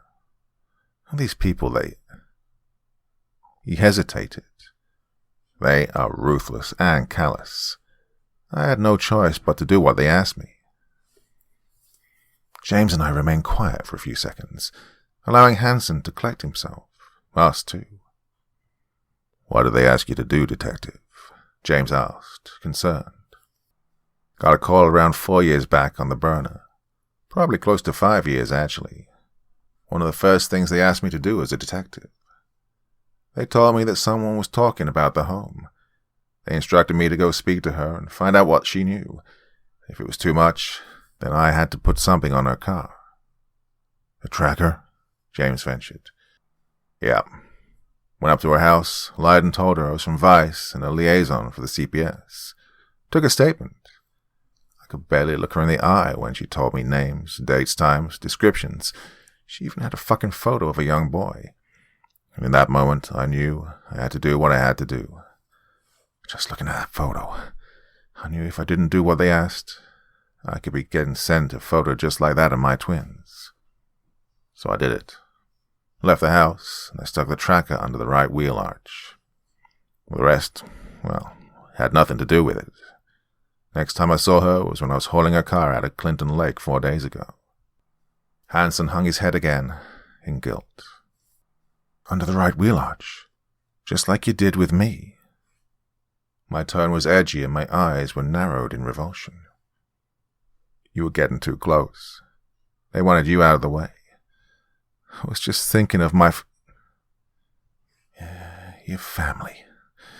Yeah, you keep using that excuse, I snapped.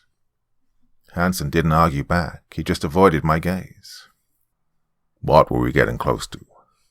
Where do Maggie Darner, Jessica Price, and Juliet Knight fit into all this? Because we talked to Thomas Danmore, he says he's never heard of them, let alone murdered them, James asked. He took over the questioning, seeing how agitated I was getting at Hanson's self-pity over my kidnapping attempt. Dunno. All I know is that they were murdered and they told me they needed to be covered up. I was the lead detective on the roadside murders. I suggested we could tie them to those murders. Didn't know it would all lead back to Lawrence. They told me the girls would be full of DNA from multiple people, all of which my employers didn't want found. So, yeah, I advised them to... He began to trail off, unable to finish the sentence. I told him to destroy her reproductive organs, make it hard to extract any DNA.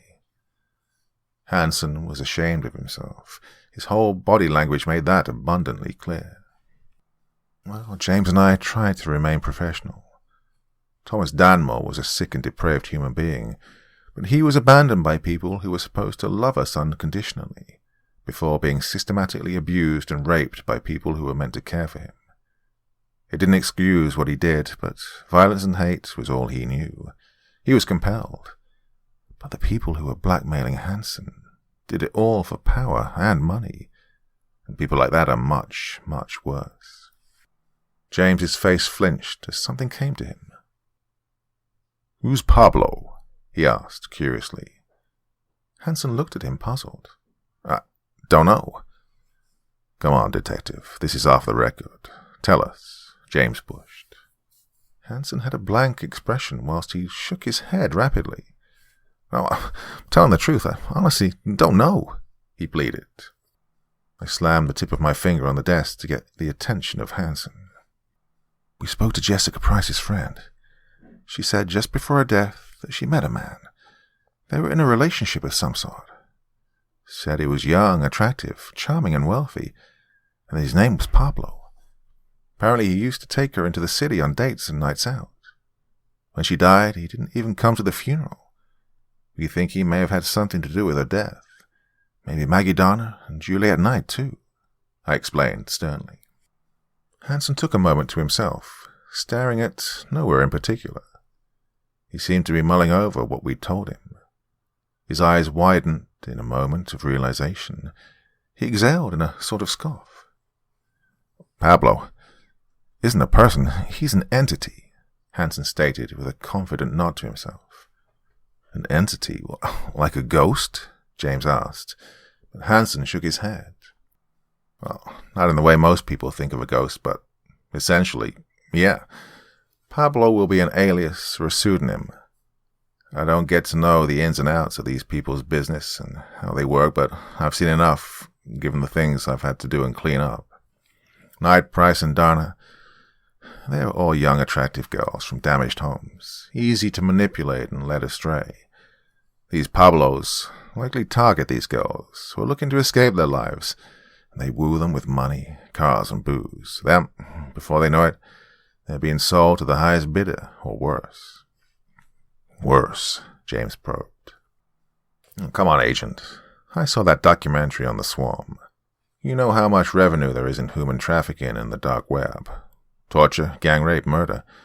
Don't see why these people aren't capitalizing on that open market now. They were clear that the DNA in these victims could never see the light of day. They were more threatening than usual. Passing them off as Danmore's victims seemed the easiest way. I'm guessing whichever sickos had their private parties with these three were very, very important people. What I don't understand is how the fact the mutilation occurred post-mortem wasn't picked up by the coroner, I quizzed. Hansen shot me a look. Let's just say he got his own little package in the mail. I hung my head and shook it in dismay. But the bodies were found in 3 different counties. Are you saying they blackmailed them all? James asked, confused. Hansen shook his head. Just the one. Then people in high places made sure he was the one on call that night. You have no idea the reach and power of these people. You're in over your heads, he warned us. Yeah, well, it's our job, unfortunately, so maybe you can fill in some other gaps for me. What happened to Officer Jim Knight? Apparently he died of a suicide because he couldn't handle what happened to his daughter. I'm inclined to think that wasn't the case now, James asked, suspiciously, his arms folded as he leant back in his chair. Hansen could barely keep eye contact. He just wouldn't let go. He was with me when we officially found the body. Well, he was distraught, obviously.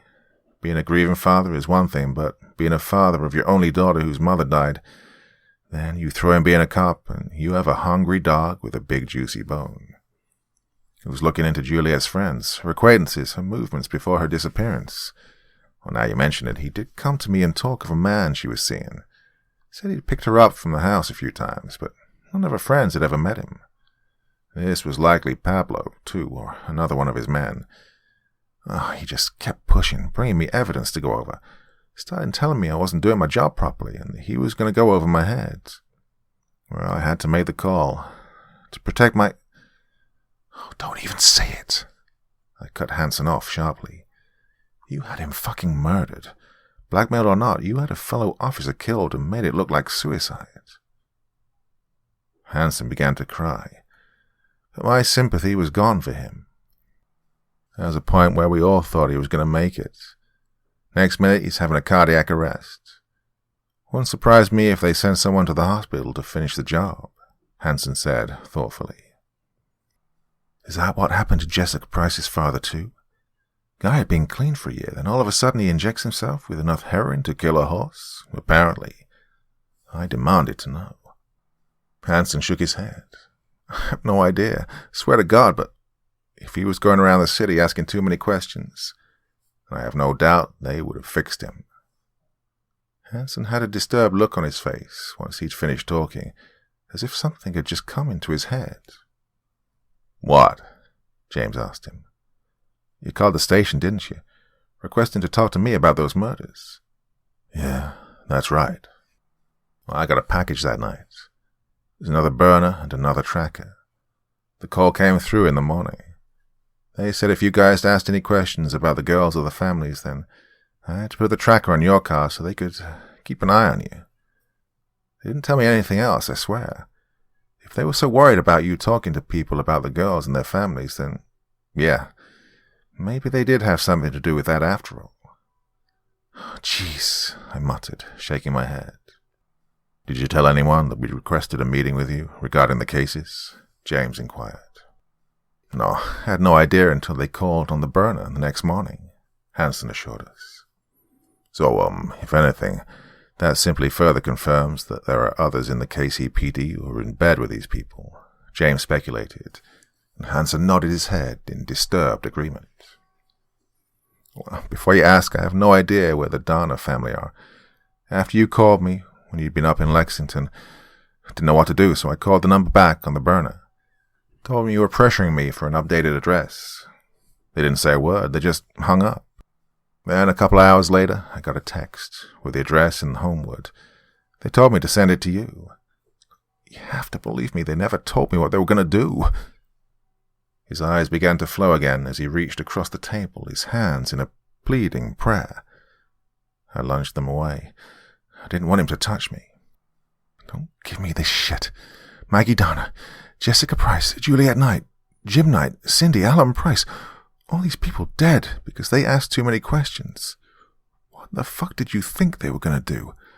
Don't play ignorant or innocent. It doesn't suit you. I yelled in his face. I had completely lost it. Hanson recoiled in his chair in a fit of shame. His head fell into his hands and he began to sob. "Sure you don't want to go on the record, Detective Hanson?" James asked one more time. Hanson just shook his head and through his hands, in a muffled voice, simply said, "I can't. I'm sorry." "Detective Hanson, if you don't talk to us on the record, we can't protect you or your family. We can't control what happens to you in prison," James reiterated. Hanson removed his hands from his face. His cheeks were red and flustered, his skin moist from the tears. "No, I've done a lot for them. If I go to prison, then they'll know I didn't talk. They'll respect that, I know it," he said in an almost delusional stutter.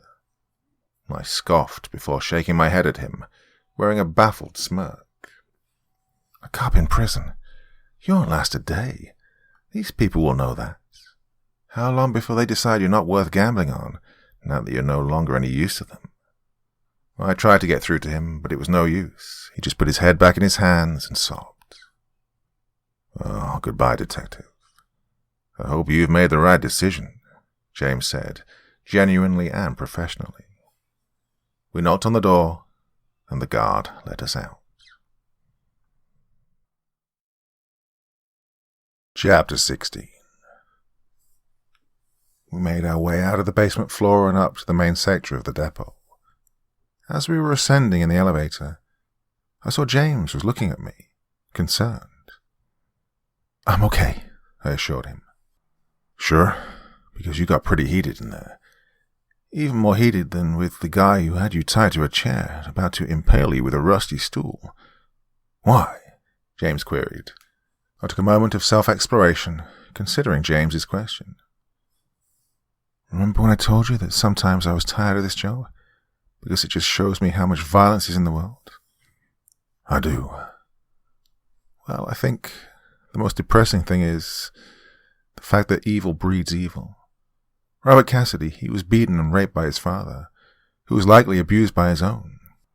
Todd gets abused by the VIPs at Lawrence, goes on to kill 7 people that we know of. I think the reason I got so upset with Hanson is because he's protecting the sort of people who aren't just part of that chain. They likely started it. No, they don't rape or kill out of compulsion or psychological drive. They do it to protect their wallets. I don't know, it's just, that's worse somehow." I finished my explanation just as the elevator reached its destination. James didn't respond. He just placed a soft hand on my shoulder and smiled. We walked out into the main reception area. The chief spotted us and quickly rushed over. "Hey, did he talk?" he asked desperately. I was just about to say, "Not on the record," when James cut me off after, "Not." "Not a word, Chief. We sat in there for 30 minutes nearly, begging him to make a statement. But he wouldn't even let us leave the tape on." I didn't say anything. I continued to let James do all the talking.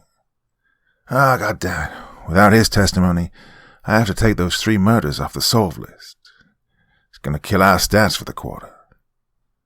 The chief shook his head in disappointment. I had to stop myself doing the same. All these chiefs, all they care about is nothing except their image. The county jail transport will be here soon, so I better make sure they get the paperwork done," the chief said, before walking off. I waited until he was out of earshot before I turned to James and asked him, "You don't trust him, do you?" James shrugged. "I don't trust anyone in here anymore. They clearly had people on the force before Hanson, so that's how they knew he took the money. Also, it takes people in high places to fast-track a promotion to detective. I'm just saying we have to be careful what we say to people." "Agreed," I replied. The prison transport arrived around 30 minutes later. A blacked-out minibus rolled up outside the depot around 1:15 p.m. 4 armed men wearing body armor and donning dark helmets with blacked-out visors climbed out. They were sporting semi-automatic rifles. Clearly no chances being taken. The entire department were out of their seats. Some were on the ground floor with me, James, and the chief. Others looked down from the second-floor balcony. When Dan Moore was being let out in chains, the entire department watched him loaded into the van with smirks on their faces. Some couldn't back whistling the tune to Hey, Hey, Hey, Goodbye. Dan Moore turned to me and James just before he was pushed into his chair and shouted, "Don't leave me hanging now." Some of the officers gave us a few dirty looks. They judged us like, how dare we make a deal with this animal? However, when Hansen was being let out in the same manner, there was still the minority that didn't even stay to watch and instead stormed off, muttering under their breath. But the majority stayed, shaking their heads, some even going as far as to try and spit on him as he passed. He was aggressively loaded into his seat by one of the guards as another sign for the prisoners, officially taking them into their custody. Shortly after, all the men jumped in the van and headed to the county jail. The crowd dispersed and everyone went back to their jobs. James began ushering me over to a desk in the corner of the floor. "Here, I want you to meet the woman who saved your life." As I approached the desk, a uniformed female stood up and gracefully shook my hand with enthusiasm. "Oh, hi ma'am, my name's Sarah Wilson. Can I just say that I've admired your work ever since I heard about Frank Adams and Jim Mellor. I want to be a detective one day so that I can investigate serial killers like you. Hey, maybe one day we could work a case together." Well, I smiled at her enthusiasm. "I'd like that," I replied, honestly, with a friendly smile. I also told her that I admired her work on the case, given how it had saved my life and everything. We sat and talked about old cases, criminology, and academic advancement. She was a lovely woman, and I'd definitely love to work a case with her in the future, and I hope that happens. Moments later, however, the entire depot came to a stunned silence, as another minibus turned up outside the depot and another guard walked into the front desk. This man did not have the visored helmet. None of them did. The police captain, the chief, myself and James all rushed over to the front desk to ask what was going on. The man said the following. "Hey, sorry we're late. We were heading to the depot on Interstate 71 when we were held up by a roadblock. Some asshole had broken down in the middle of the road. I mean, how does that even happen? Anyway, we got out and helped him move his car out of the way, but it held us up around 15 minutes. Hey, the prisoner's ready then?" The guard looked at us, wanting an answer, but all he received was a silent group of confused and disturbed faces. Epilogue. 3 weeks passed since that day. I returned to my permanent station at the university and got on with my own life for a while. James stayed back in KC, while his buddies from the FBI came down to investigate what had happened that day at the depot. I only had contact via a few texts from him until one night I got a call from James, telling me he was back from KC, and he was in Denver, and asked me if I wanted to meet him for dinner. His treat, of course. I agreed, as I was excited to see him again. We had much to talk about. Well, James looked as good as I'd ever seen him. This was the man Quince and Bodkins used to talk about. He didn't even look this good on the Netflix documentary, which I just had to watch. His skin looked fresh, his hair shaped, his palms steady. He'd kept his promise to me and stayed dry. I told him he looked well, and he replied with, "You don't look so bad yourself, Miss Maddock." We linked arms as we headed into the restaurant. We had wine and food, we laughed, flirted, and just had a magical evening. It was so nice to see what life can be about for a change, instead of so much rape, torture, and murder. James also seemed much more in control. I was a little against him sharing the wine with me, but he insisted. He had the one glass of red and didn't look like he was aching for more. He truly turned a corner, clearly. He told me that was down to me, and that made my night. We were halfway through our main course when I asked the burning question. "So, what's the situation in Kansas City?" James finished the last mouthful of peppercorn sirloin that he was currently chewing.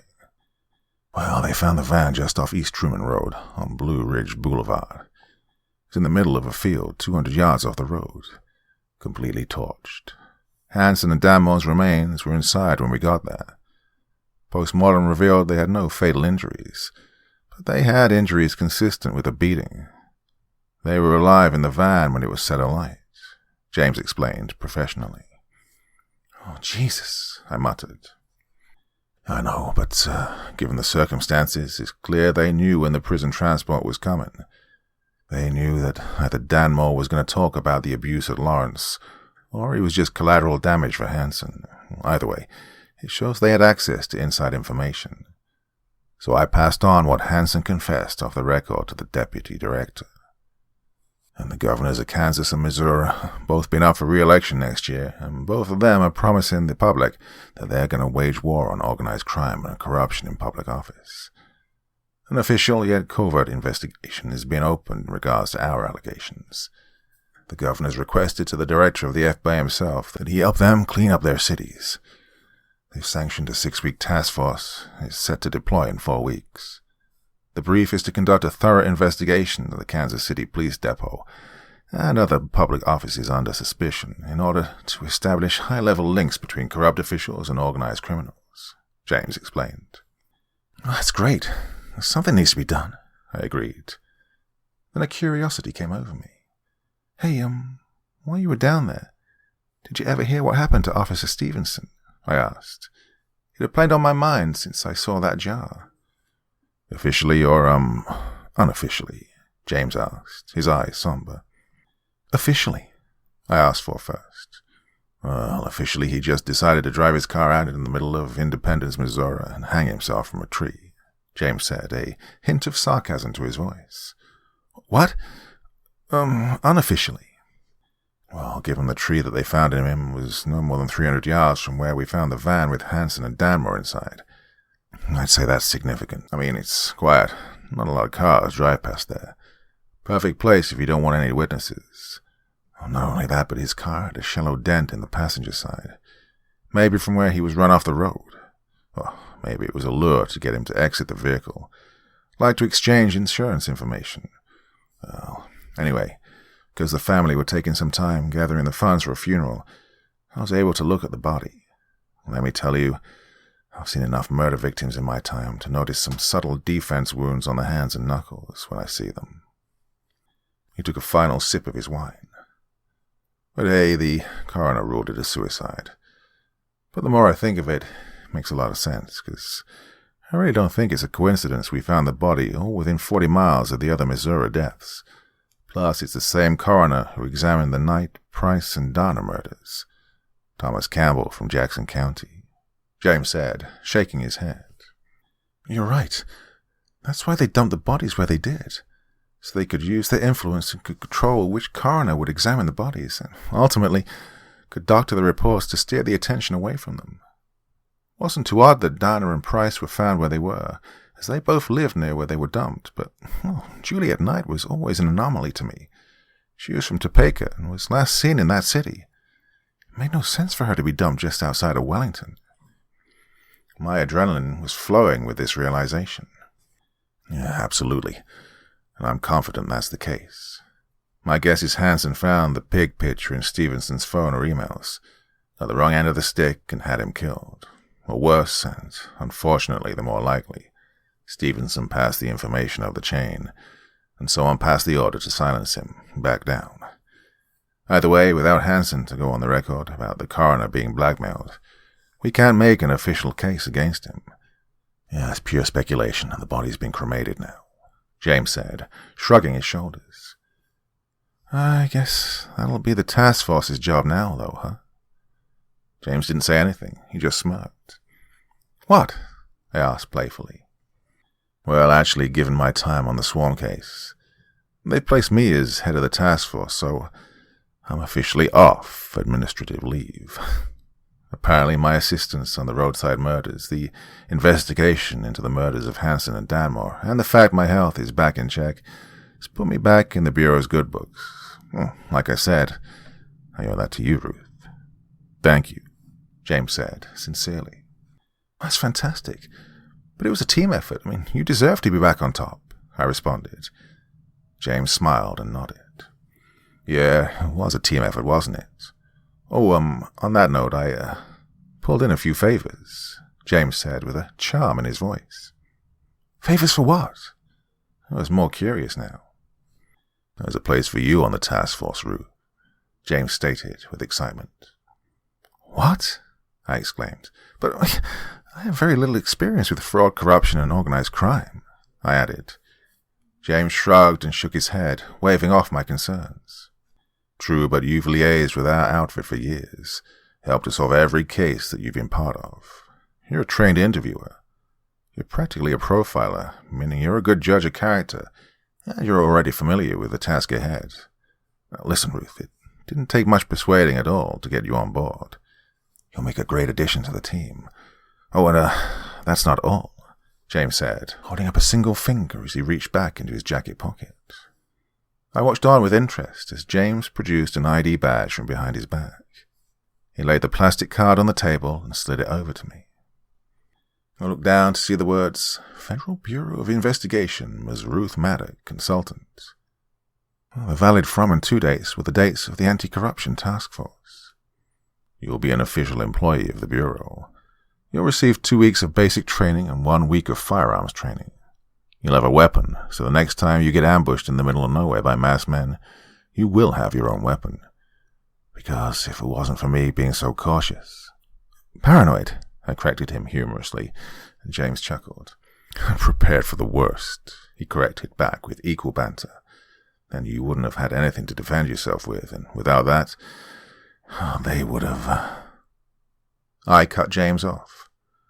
Well, that was a lovely dinner, James. Let's not ruin it with horrible what-ifs, I suggested. Oh, and one more thing, James said, his smile so contagiously wide I could barely contain my own. Go on, I invited. Everyone is in agreement at the FBI that if those 6 weeks go well, then the next ID badge you'll get will say Special Agent. You'll be an official profiler, Ruth, and you could work in the Behavior Science Unit, do what you do best. Or you could even join me. I'm set to transfer to major violent crime after this task force is over. We go after the dirty cops in Kansas City for the next 6 weeks. Then we go after the drug cartels, the human traffickers, the child abuse rings, and whoever else tries to get rich off pain, violence, and force. We could make a real difference. What do you say? Well, he took me by surprise, I'll give him that. I'd been a professor at Denver for as long as I could remember. It gave me a chance to study the types of people who destroy women like me. It gave me a sense of power that I felt my research was helping catch them. Maybe it's the yawning teenagers through my lectures, or the fact I'm more likely to see someone checking their Twitter rather than putting their hand up, or, hell, maybe it's Cassidy. Maybe it's Danmore. Maybe it's Quince. Maybe it's fucking everything, but for the past few years, I felt like I've done all I can to help the world from that post. I could do more. Much, much more. Oh, in Kansas, seeing Tuck sat across from me in that interview room, in chains, it felt good knowing I'd put him there. I finally had a physical representation of the difference I was trying to make. He couldn't hurt anyone anymore, and I made that happen.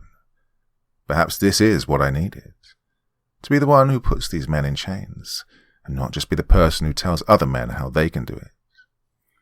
I say, let's change the world, I stated passionately.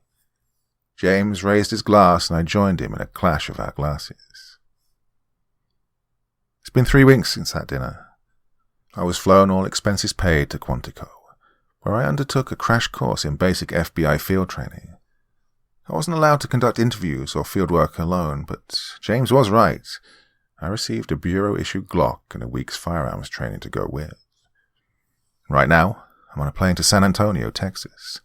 James and I are meeting up for another meal, so he can brief me on the case files of Operation Appletree.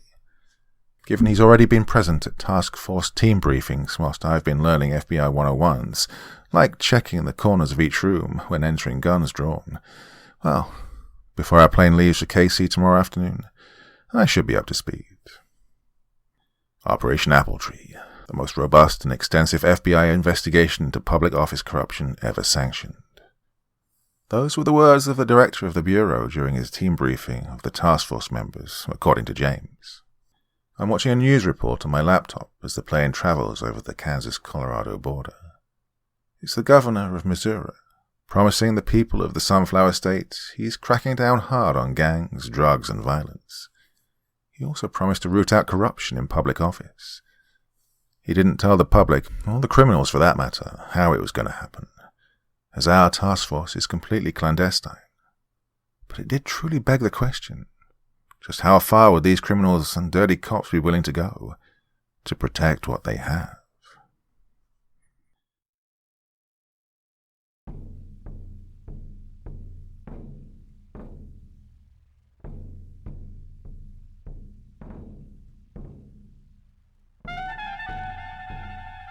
And so once again, we reach the end of tonight's podcast. My thanks as always to the authors of those wonderful stories, and to you for taking the time to listen. Now, I'd ask one small favor of you. Wherever you get your podcast from, please write a few nice words and leave a 5-star review, as it really helps the podcast. That's it for this week, but I'll be back again same time, same place, and I do so hope you'll join me once more. Until next time, sweet dreams and bye-bye.